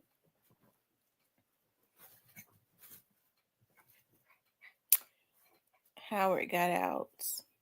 Trula crew got Howard kidnapped and tortured him. Kayla helped set him up.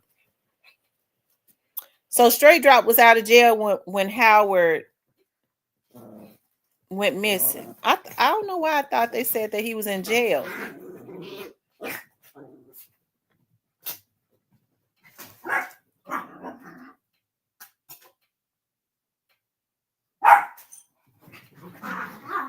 Yeah, it could be looked up.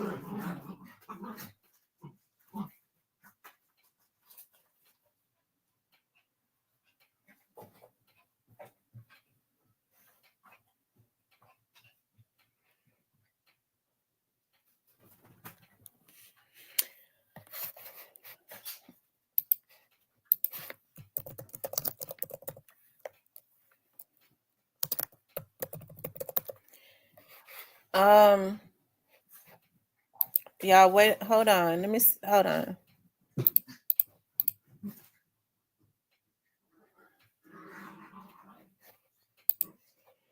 Yeah, make sure y'all hit that like button for me.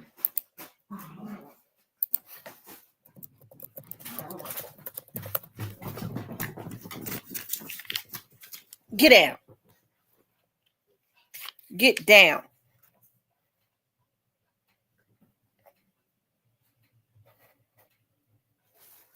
Let's see, 2017.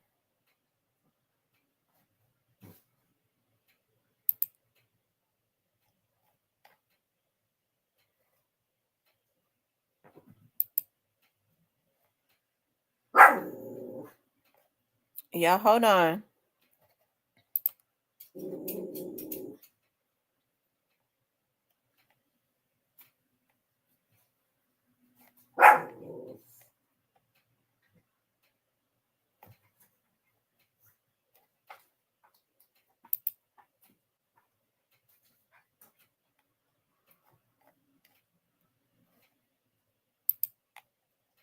Yeah, hold on. Give me a second.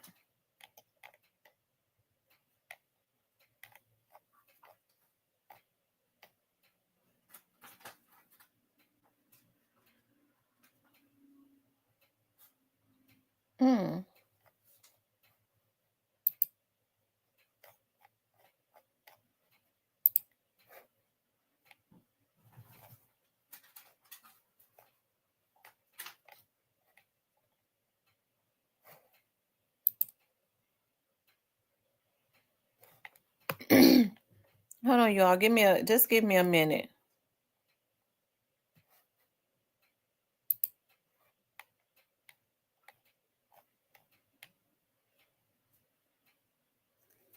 Let's see, misdemeanor.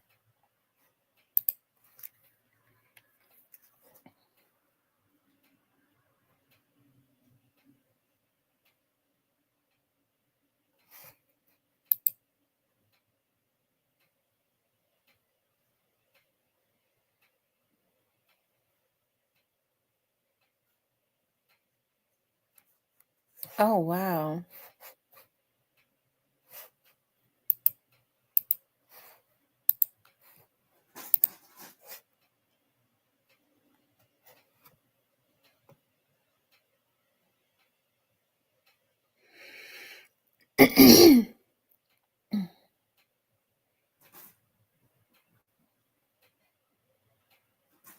He had some cases in 17.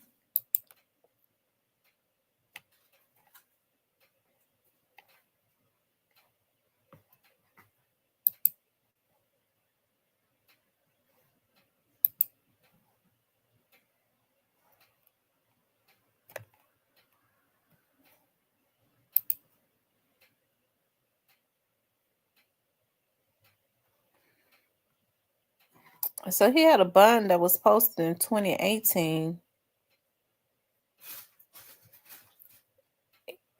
Okay, so he was in jail. We do know he was in jail in February of 2017 because it says he had a bond. They set him a bond for $250,000.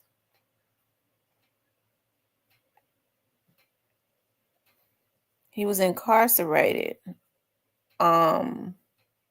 and given 5 years in May of 2017. So in May of 2017, when did Howard Barnett go missing? Hold on. I be hating to do it. Howard Barnett.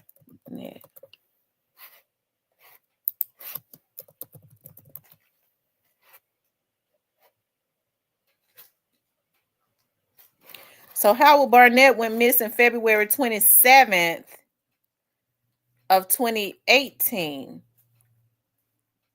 He went missing in 2018.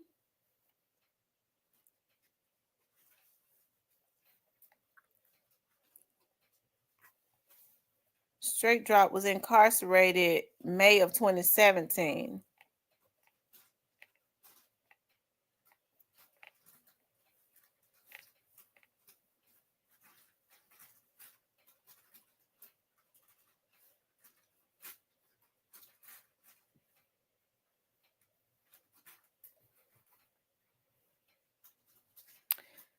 But then he did something else because he was out in 2019. I have to.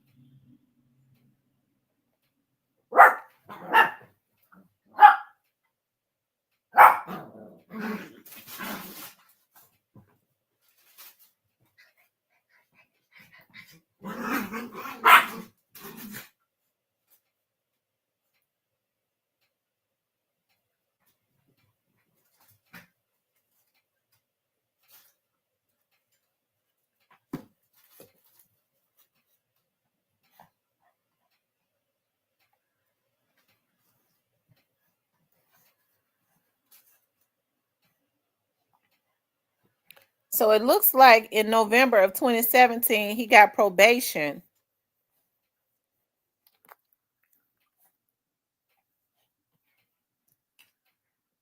He was out because then in May of 2018, they ended up putting a warrant out for his arrest to revoke his probation.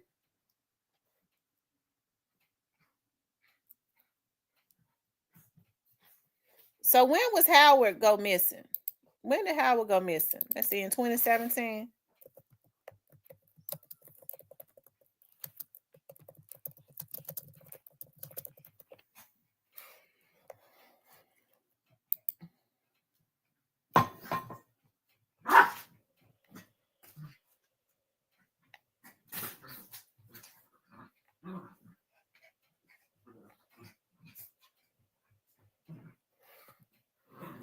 Howard went missing in July of 2017. He went missing in July of 2017.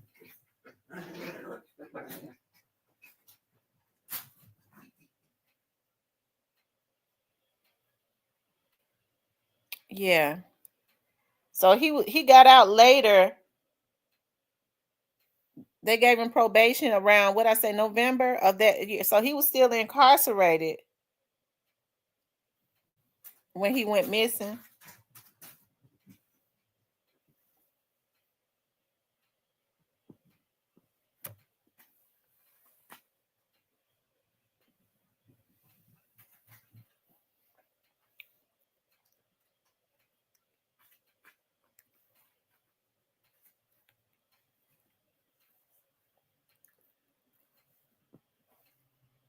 Yeah.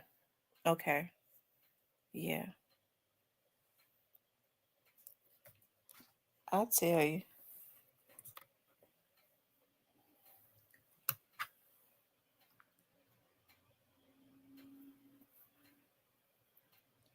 Now they say Howard was a big drug dealer, right? So I'm pretty sure. I don't know. I'm willing to bet he was set up for his drugs.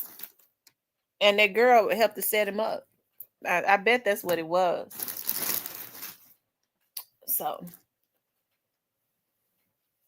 I'm sure that's what it was. I don't know though, but if I had to guess, I bet he was already mad about him being with her. But Howard used to work weed with the crew.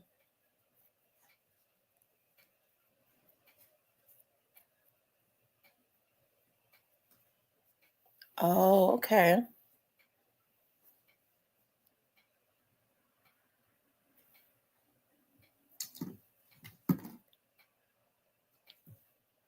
Oh, wow.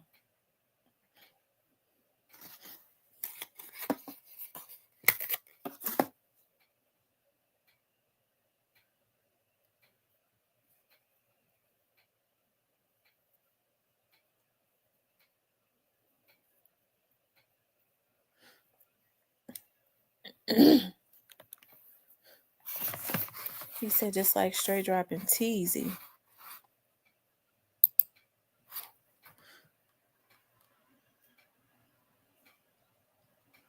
He said Howard tried to pull a fast one on the crew while also disrespecting Straight Cop, and they all decided it was time to go.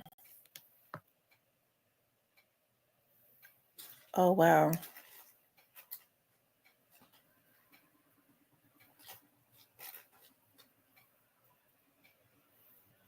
My.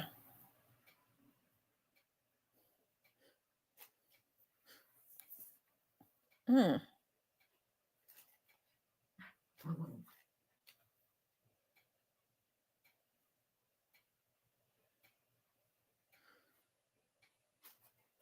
Oh, wow.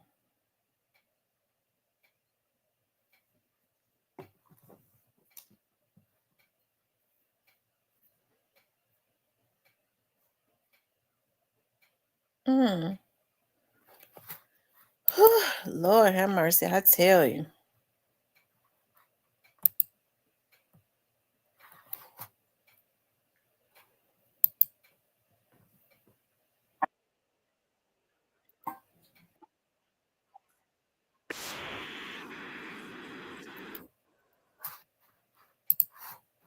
Hold on, y'all. Let's check this out.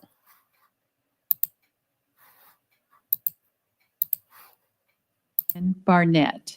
He's also known as Nookie or Rico, and Howard has been missing since July 18th, 2017. This episode retraces Howard's last known location in Memphis, Tennessee.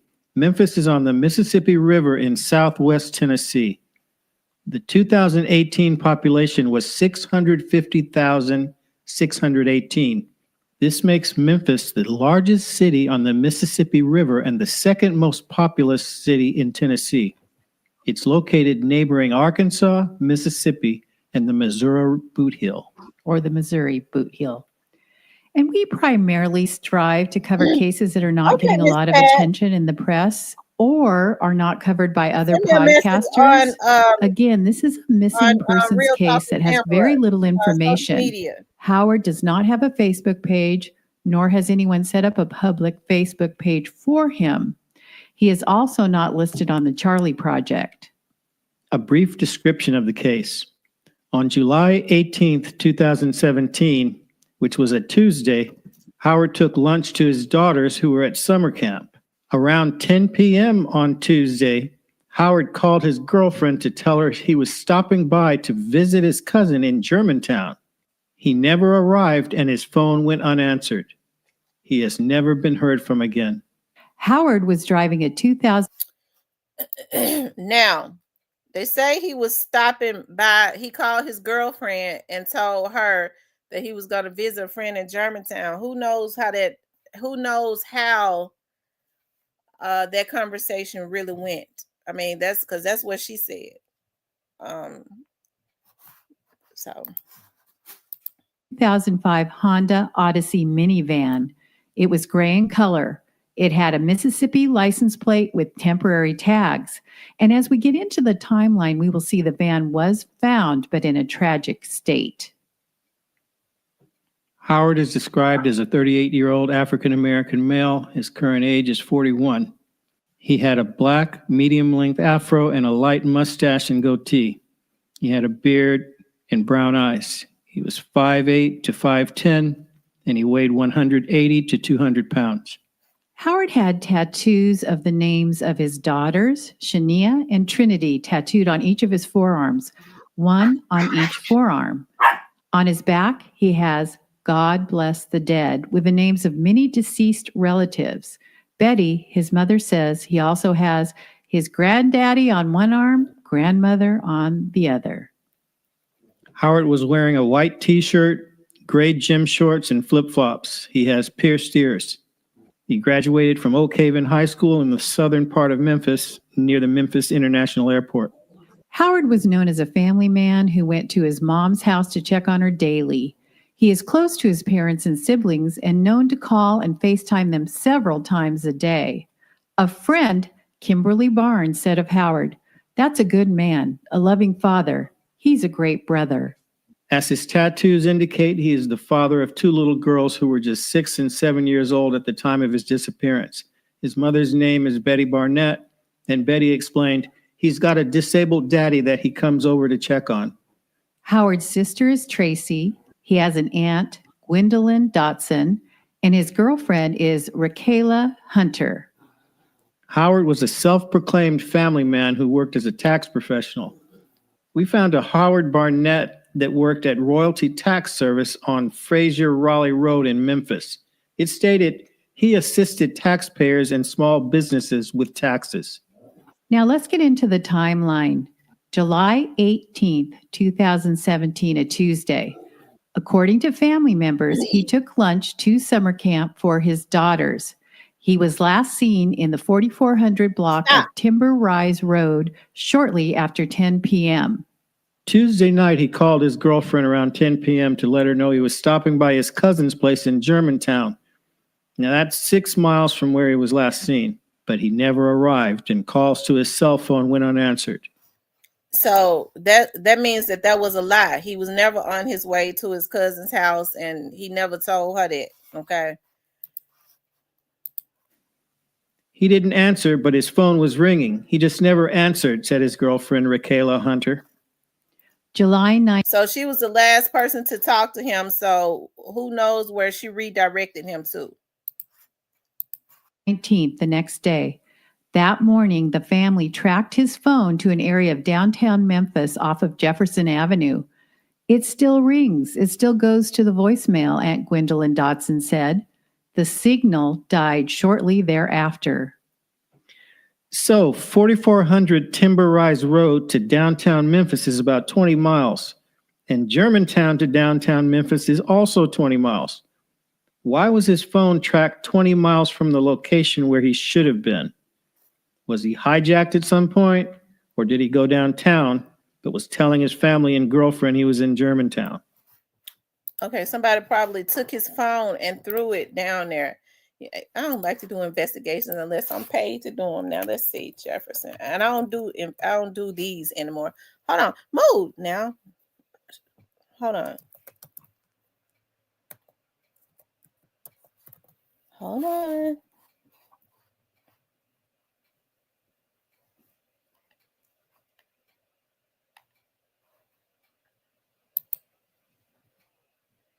Wait a minute, y'all.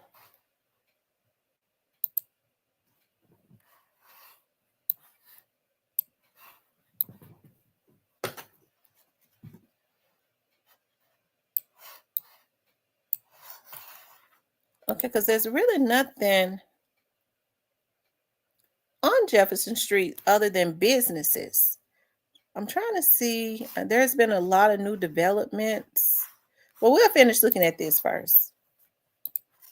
Did something happen in downtown Memphis before or after that? July 22nd, 2017, Saturday, 4 days after he was last seen, dozens of family and friends spent the day passing out flyers in nearly 100-degree temperatures, waiting to find someone who saw something. Tracy Barnett, his sister, said, "This is day 4. It's hot out here. His family and friends got up early this morning to get out here in this heat, and that says a lot. He's loved by everybody." His family pleaded with the public for information. As each passing day fades away, so does a little piece of the hope they're desperately clinging on to. He wouldn't just leave his girls, said his sister Tracy. This is not like him. This is so out of the norm for him. Family friend Kimberly Barnes stated, "We need him. He's a necessity to this family. He's a rock to this family. The only thing we're asking for is some closure. Bring us some closure." For his mother, Betty, every second that the phone doesn't ring makes it harder to hold out hope. "Just give us a phone call and let us know he's okay," she said. "That's all I want. He would never do this. Never, never. All this long time, he's going to call his mama. He's going to check on his daddy. That's for sure. Just bring my child home, please."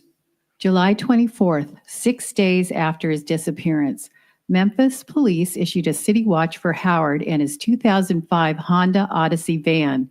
The Barnetts sat for TV interviews pleading for information. July 25th, 2017, 1 week after Howard vanished. Investigators received information leading them to Howard's minivan. A property owner had found the van where Fayette and Shelby counties meet. This is about 40 miles from downtown Memphis per Google Maps. The vehicle was located in a field at 830 McCraw Loop on a farmer's private property. The van was badly burned, but there was no sign of Howard or any human remains at the location. When we have something substantial like that, such as a vehicle being burned out, we do involve homicide just to have extra eyes looking at the case. This is according to Memphis Police Department Lieutenant Cindy Capps. Lieutenant Capps said, though homicide investigators stepped in, it's still considered a missing persons case. She said leads turned into interviews, but nothing has led them to Howard. "I haven't been able to sleep nor eat ever since he's been gone," Howard's mother, B0DY Barnett, said. Howard's family said it is unusual for Howard to go even one day without speaking to his children. This is not like him because he has 2 daughters that he FaceTimes twice a day. He's got a disabled daddy that he comes over to check on, B0DY explained. The word is out and people are out looking. Like we said, it's out of the norm for him. He would not do this, his sister Tracy said. "I'm pleading for the whole word. Somebody got to know something. Somebody got to tell us something. Reach out to us," B0DY said. "If you don't reach out to us, reach out to the police with any information that you have." Foul play is suspected, but as of now, Howard is still considered a missing person. October 27, 2017, a NamUs case was created. February 27th, 2018, WMC Action News 5 retraced the missing man's steps as investigators pleaded for help solving the disappearance. "There is just one missing puzzle," Mother B0DY Barnett said. "The main ingredient, Howard Barnett Jr." For 7 months, B0DY and her family have searched for her eldest son. "I say, son, I'm not giving up hope because I know you're coming home," B0DY said. They insist hope is not lost despite few clues in the 39-year-old's disappearance. "I go to work every day. How you making it? Still haven't heard from you, son. I say no, but by the grace of God, he is keeping me strong."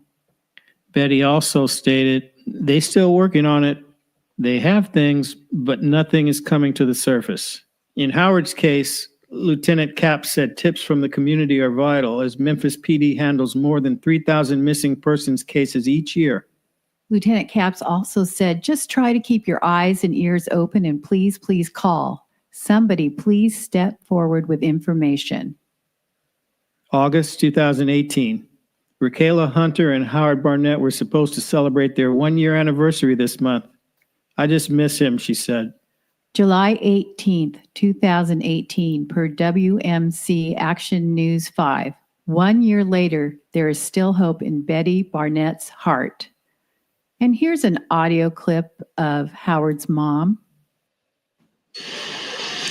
"It's been rough. Every day, I wake up and said, "Son, where are you?" Betty holds strong to her faith that her son will walk through the front door. Waiting, waiting, Betty said. That's all we can do. Howard has missed birthdays and trips with his girls to the pool. His daughters said they wish he could return. And here's Betty again with WMC News. We need a closure. We need an explanation why. Why this had to happen to my son. The family's last update from the detective on the case came 2 weeks ago, and there are still no new leads, and this is at 1 year out. Everything is falling through. They doing their job, but like they said, every time they get a lead, they follow up on it, it comes up blank. The search for Howard will never end for his family. We've been looking in the woods to see if we could see him or any clues, said his daughter. That's a really sad statement, that his daughters that young of age are going out looking for him in the woods. 1 year later, Howard's family continues pleading for answers and his safe return.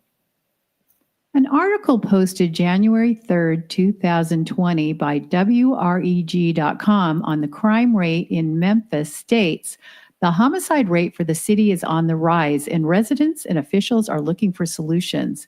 In 2019, there were 191 homicides in Memphis compared to 186 in 2018 and 180 homicides in 2017. City's crime and murder rates are several times higher than the national average. The violence is so bad that health experts are calling it a crisis. A historically oppressed population and high unemployment are certainly contributing factors. Pamela Smith, who lost her son Malik Smith 2 years ago, is one of many who is hoping to get justice in 2020. There's so many young, vibrant young men and women that are out there that are losing their lives over senseless violence. Pamela Smith says nothing can bring back a loved one. She wants to give a word of advice to other hurting families. Talk about the good times. Talk about the positive times. Keep their memory alive that way. So let's recap. On July 18th, 2017, a Tuesday, Howard took lunch to his daughters who were at summer camp. Around 10 p.m. on Tuesday, July 18th, 2017, Howard called his girlfriend to tell her he was stopping by to visit his cousin in Germantown. He never arrived and his phone went unanswered after 10:27 p.m. His vehicle was located in a field at 830 McCraw Loop on the Fayette County, Shelby County, Tennessee border on a farmer's private property. The van was badly burned, but there was no sign of Howard or any human remains at the location. Did the police check cameras around the downtown area near Jefferson Avenue where his phone was last tracked? Were there cameras? Was Howard in downtown Memphis or had someone taken the van with his phone in it? Was he abducted at Jefferson Avenue? His van was found another 35 miles northeast at McCraw Loop. The van was most likely set on fire to cover up any evidence. Then where is Howard if no human remains were found at this crime scene? There is no missing Howard Barnett Group Facebook page, and he's not listed on the Charlie Project, but he is listed on the following Facebook pages: Missing Pieces, Black and Missing Incorporated, Tennessee Missing and Unsolved, Never Forget Me, and the Memphis Police Department Facebook pages. His family loves and misses him. They need answers and peace. If you have any information that could help find Howard, you are asked to call the Memphis Police Department at 901-636-4479.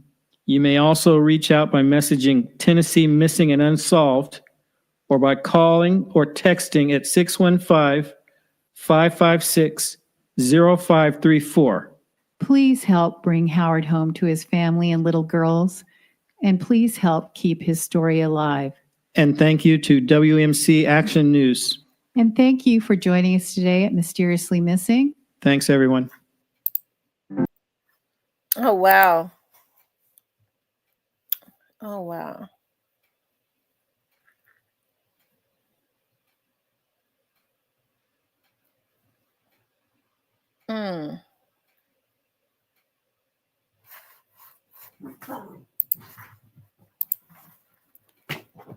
Y'all hit the like button for me.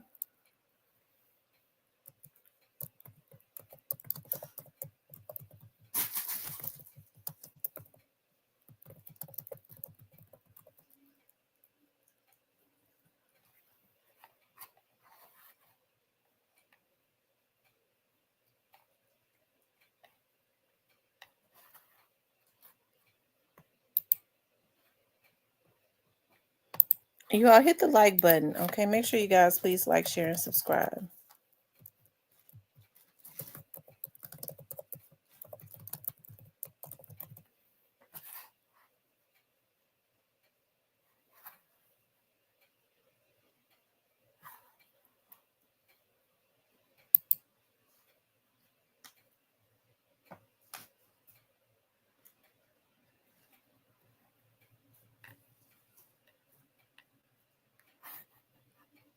Yeah, hold on.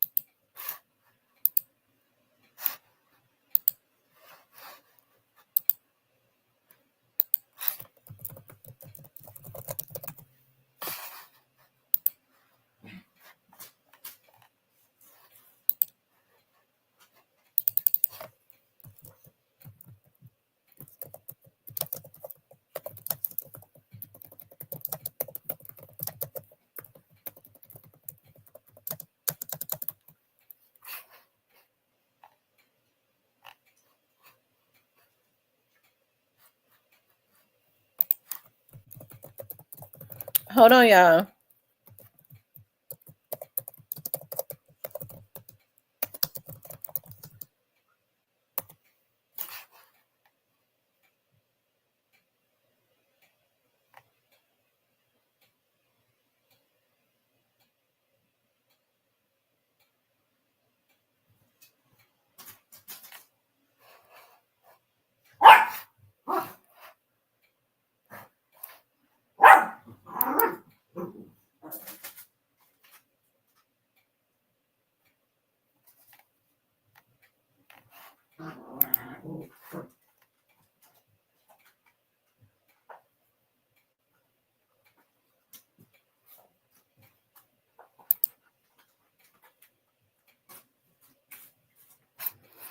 Okay, you guys, I'm back.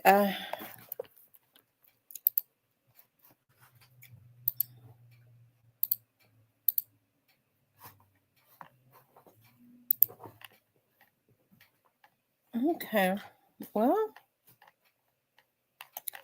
I hope, it's obvious that there was some type of foul play. What happened to him, I don't know, but I hope that his family gets justice for him.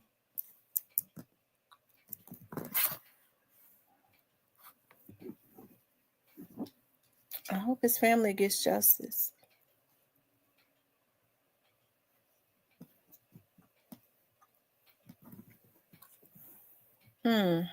I tell you.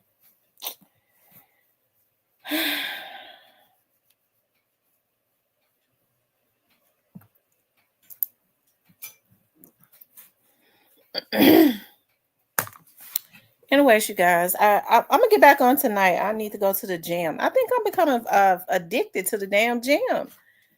I think the more the weight goes down, the more I'm becoming addicted to it. He says, I feel so sorry for his mom, Betty, such a sweet lady. Yeah, I hope that he and his children, he was close to his daughters. I hope that they get justice. I do. What happened? I don't know. I don't want to speculate, but I just hope. It's obvious that there was some type of foul play. So I do hope and pray that there is some type of justice.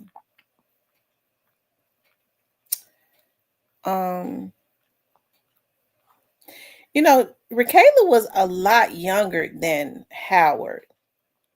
Rakayla was about 18 or 19 years old, and Howard was 39. So he was 20 years older than Rakayla, and they had not even been together a year. And they're saying that Rakayla's mom, he was real cool with Rakayla's mother. And I always wonder, why would Rakayla and Rakayla's mother encourage their relationship? So I always wondered why Howard Barnett used to go and party with Rakayla's mom, why she would put him off on her daughter. She ought to been trying to get him for her own ass. He was her age. So I don't know. It's just kind of, I don't know. I don't know. I guess there's a lot of things that, you just kind of wonder about. But I don't think she had no type of emotional connection for a young girl to be dating a man exactly 20 or 21 years older than her. It had to have been money. It was definitely money motivated. And I always felt like her mother put him on her or her on him because he was real cool with her mom. Okay, so me as a mother, I would never have encouraged or approved of a relationship that my 18, 19-year-old daughter had with a 39-year-old friend of mine. I'd have cussed them out, called them all kinds of perverts and freaks and bitches and hoes. But that's how I get down. Okay, y'all know when I get emotional, how I do it. But hey, and I'm not trying to be disrespectful, but I'm just saying, if it was me. But at any rate, I said all that to say this: she was too young to even have a connection to him. It was strictly because of money.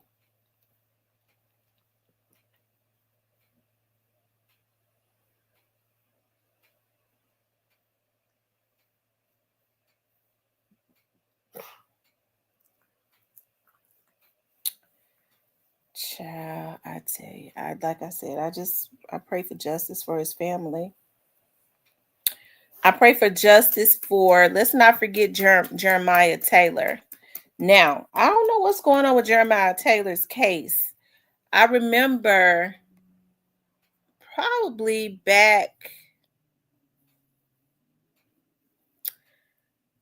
around November or December of last year, I thought that they was getting ready to solve that case. I thought that something was getting ready to shake as it relates to that case, because that's what I was told. So, but I mean, I don't know what has happened so far. I don't hear anything anymore. But I hope whatever is going on, I hope whatever is going on, I hope.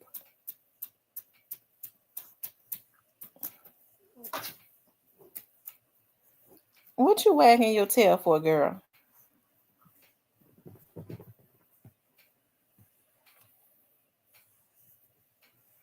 I hope that he gets justice also, because they absolutely killed him for nothing. And it wasn't no jealous boyfriend. It was no jealous significant other. It was strictly, and I'm going to tell you what I was told from somebody in law enforcement. It was related to the Douse case, Jeremiah Taylor's death. I don't say nothing about Jeremiah Taylor. But I'm telling you that that's what it was. And according to the police, Jeremiah's interesting case too, especially them telling me nothing about it and avoiding the topic. So I hope they do their thing on that as far as Jeremiah Taylor. But I have a lot of faith that his case, I think his case is really already solved. Jeremiah's. I hope that they go ahead and arrest whoever it was, these people was that did this to him.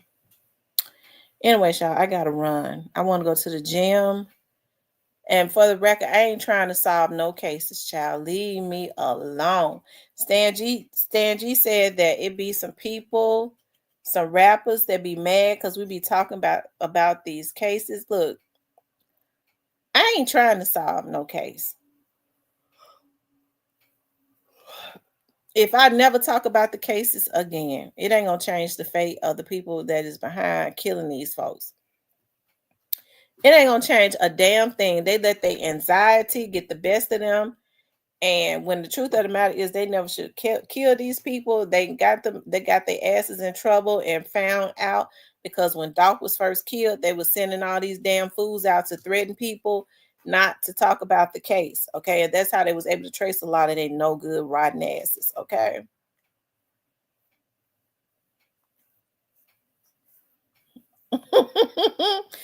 Justice for Dow says, enjoy the gym. Tell them they can all raise their issues with me, whoever is mad. That's right. Justice for Dow said, raise the issue with him. Leave me alone. Because I ain't did nothing to nobody. Just leave me alone. I get on here and I do my vlog, and when you make me mad, I cuss you out and I go on with my life and I tell you to kiss my ass, and you know, they just leave me alone. Okay. And I'm too crazy for you to try to threaten me. Okay.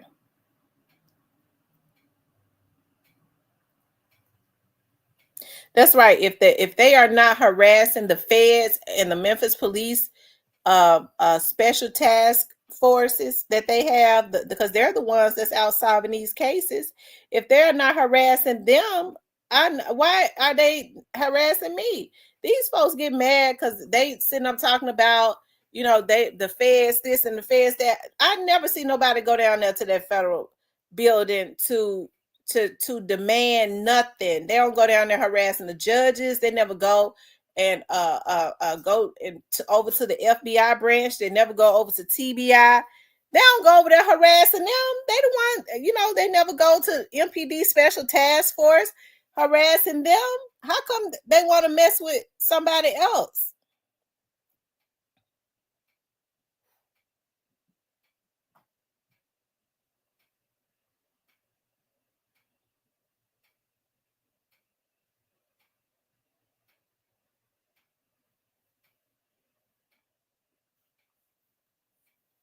They set up and they killed Jeremiah Taylor for nothing. I'm trying to understand, why would they kill that boy?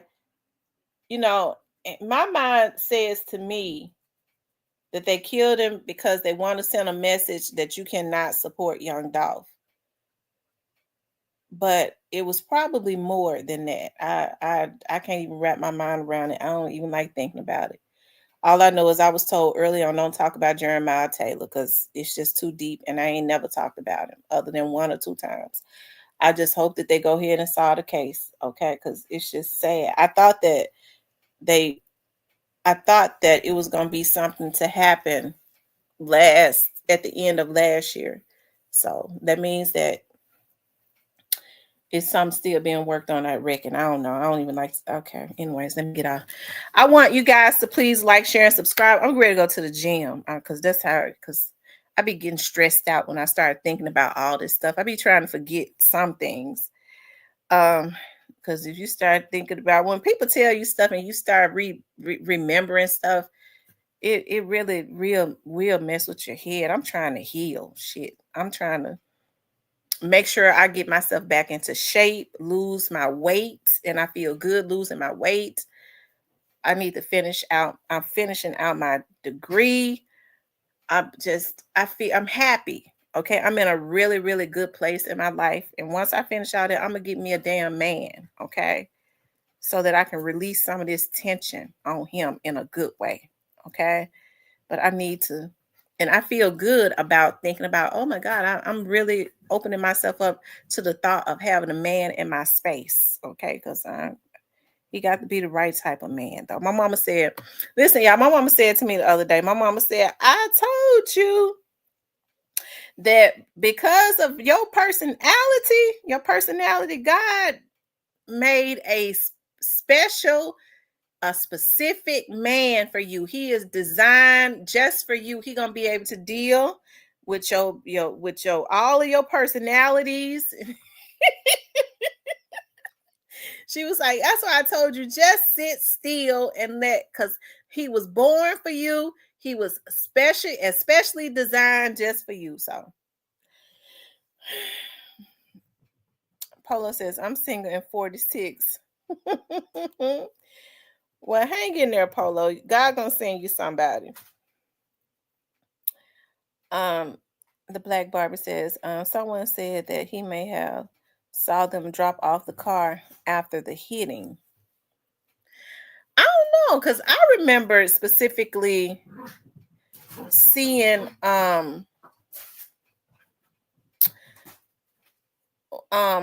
okay, so I remember hearing I ain't see nothing. I remember hearing that they had supposedly Jeremiah had been getting threats, and they had been telling him to stop going up there, bringing attention to that mural, and stop going up there and cleaning up their mural. That's why I say they killed him for nothing. I remember hearing that he had been getting threats. They had told him that he better stop going up there, bringing attention to them and stop bringing attention to their mural. So, and then shortly after that, they killed the boy. I tell you, they laid on him and they killed him. I'm trying to figure out. Yeah, because remember they said Desmond was sitting on the porch or something. I think Desmond's brother. This is in my mind, okay? And listen, before I say this, nobody has told me nothing about Desmond's brother. Nobody told me this. My mind is telling me this. Lee, do not listen. I be hating to say stuff, because then you never know. People are sick and twisted. They be wanting to go do stuff to folks. They get so scared and fearful. I ain't gonna say it. I ain't gonna even say nothing.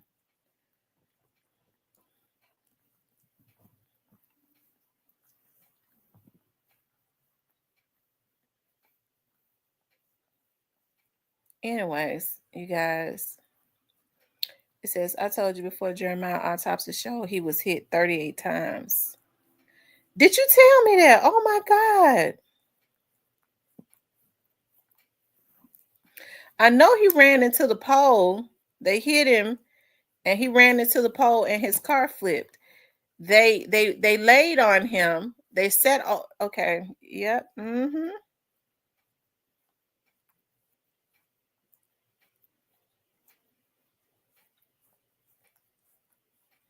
Mm-mm-mm.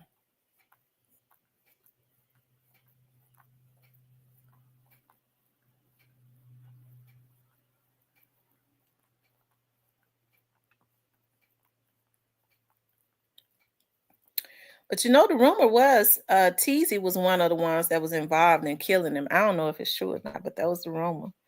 It sounds like it could be true, but I don't know. Anyway, y'all, I'm gonna get off of here. Mm-mm-mm. Mm-mm. Mm.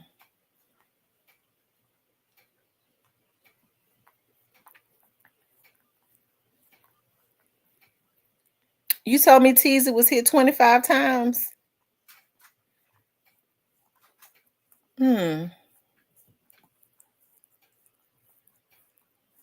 Teezy was sitting there waiting on somebody.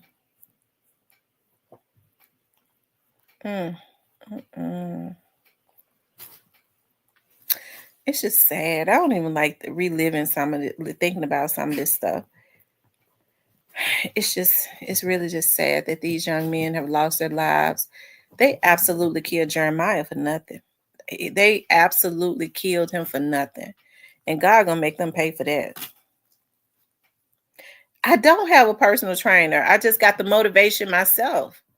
I have the motivation myself I've just had a burst of energy lately, and I've been having the motivation myself to just go to the gym. And I go to the gym and sweat it out.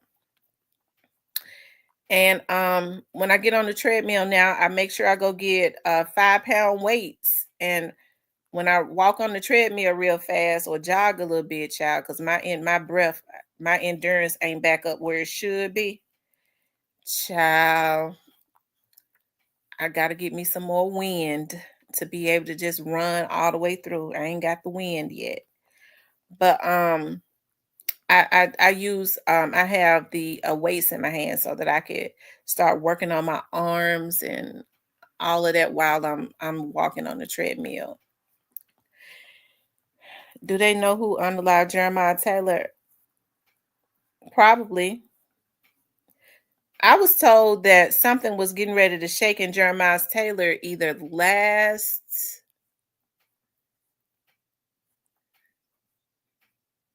it had to have been the end of last year. Was it last December or last?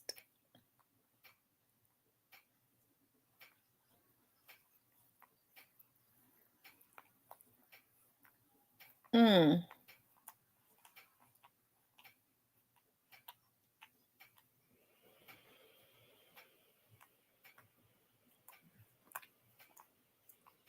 Mm-hmm.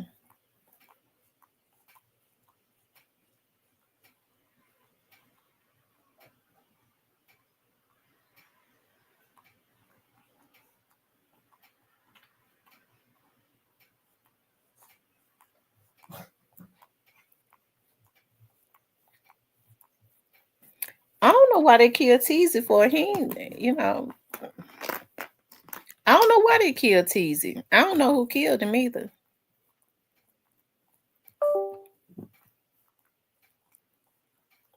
But they may as well have left him alone. Whoever did it.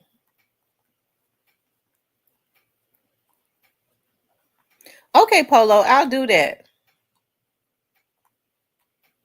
I'm gonna do a before and after picture. I had said that. Listen, I had reached out to this rapper in New Orleans.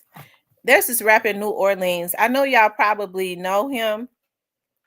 His name is Skip. I like his song. They used to be with Juvenile, Wacko, and Skip. So I had reached out to Skip.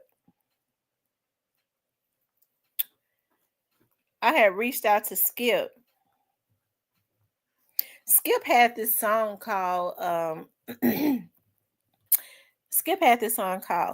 Bitch I'm Back. And I was like, I want that song. I'm gonna do it before and after, showing my progress and all of that. And I wanted to use it. So I reached out to him and he actually responded. I reached out to him on Instagram and I was like, you had this song. I remember he did a video for it like years ago. And he was like, oh, yeah. Because I reached out to him. He could send me his phone number, right? So I called him. He got that New Orleans accent. Oh, yeah, I know what you're talking about. I was like, I'm on like this weight loss journey. And I said, I want to put together a collage because I'm recording my weight loss journey. Because every time I get on the treadmill, I do record myself, right?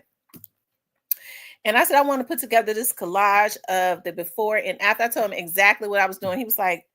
I was like, I've been looking for your song because I remember you had the video on YouTube. He was like, oh, yeah, it ain't up on YouTube no more. He was like, I'm going to have to find it because that's an old song. And so the name of the song is Bitch I'm Back. And that's the song I want to play. Because y'all know I'm slick. I'm loyal to the Memphis music and the Memphis artists. Anybody ever ask me who are your favorite rappers and stuff, I'm gonna have to say all of the great rappers come out of Memphis because I have to be loyal to Memphis. But I'm slick on that New Orleans bounce music. Always have been. I'm slick, a fool for it. I love it. So that makes me like the New Orleans rappers and their style.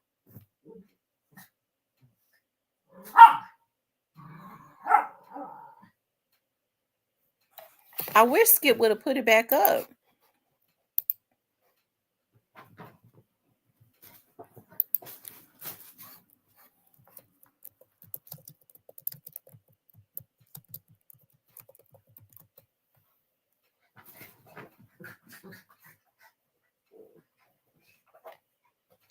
And he may have to take it down because Slim Thug put up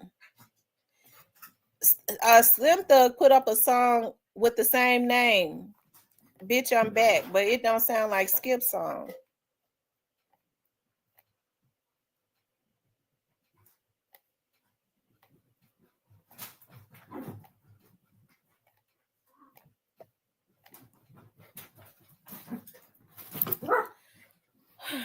Oh, y'all, these puppies worse than kids.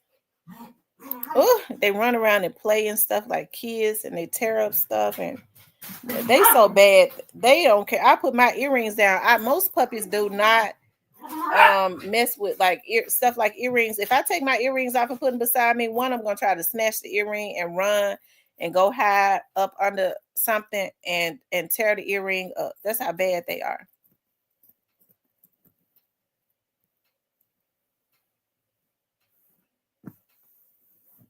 On my Instagram, Polo. My Instagram is Real Talk with WIT Tamara. Now, I don't go on Instagram every day, but I am going to make my Instagram, I guess, as I reinvent myself, start using all of my platforms or whatever. My kids say I need to get a TikTok. I'm trying to deal with like Instagram. I need to learn how to use Instagram. I'm just really used to just Facebook, but I guess I need to get an account with TikTok or something. I don't know. But I guess as I start reinventing myself and stuff, I'll probably hire me some people for a little while to help me to get set up on all of the social medias and kind of get me out there as I reinvent my brand. I guess, that would be cool to do. And then I have them to teach me how to use this stuff. But anyways, you guys, I gotta run. I want to go to the gym, and then I gotta get out and go over to my studio. But listen, you guys, I do love you guys. I appreciate everybody's support. I want you guys to please like, share, and subscribe. If you would like to support the channel, you can hit up the Cash App or the Super Thanks. Okay, I love you guys. We'll talk later.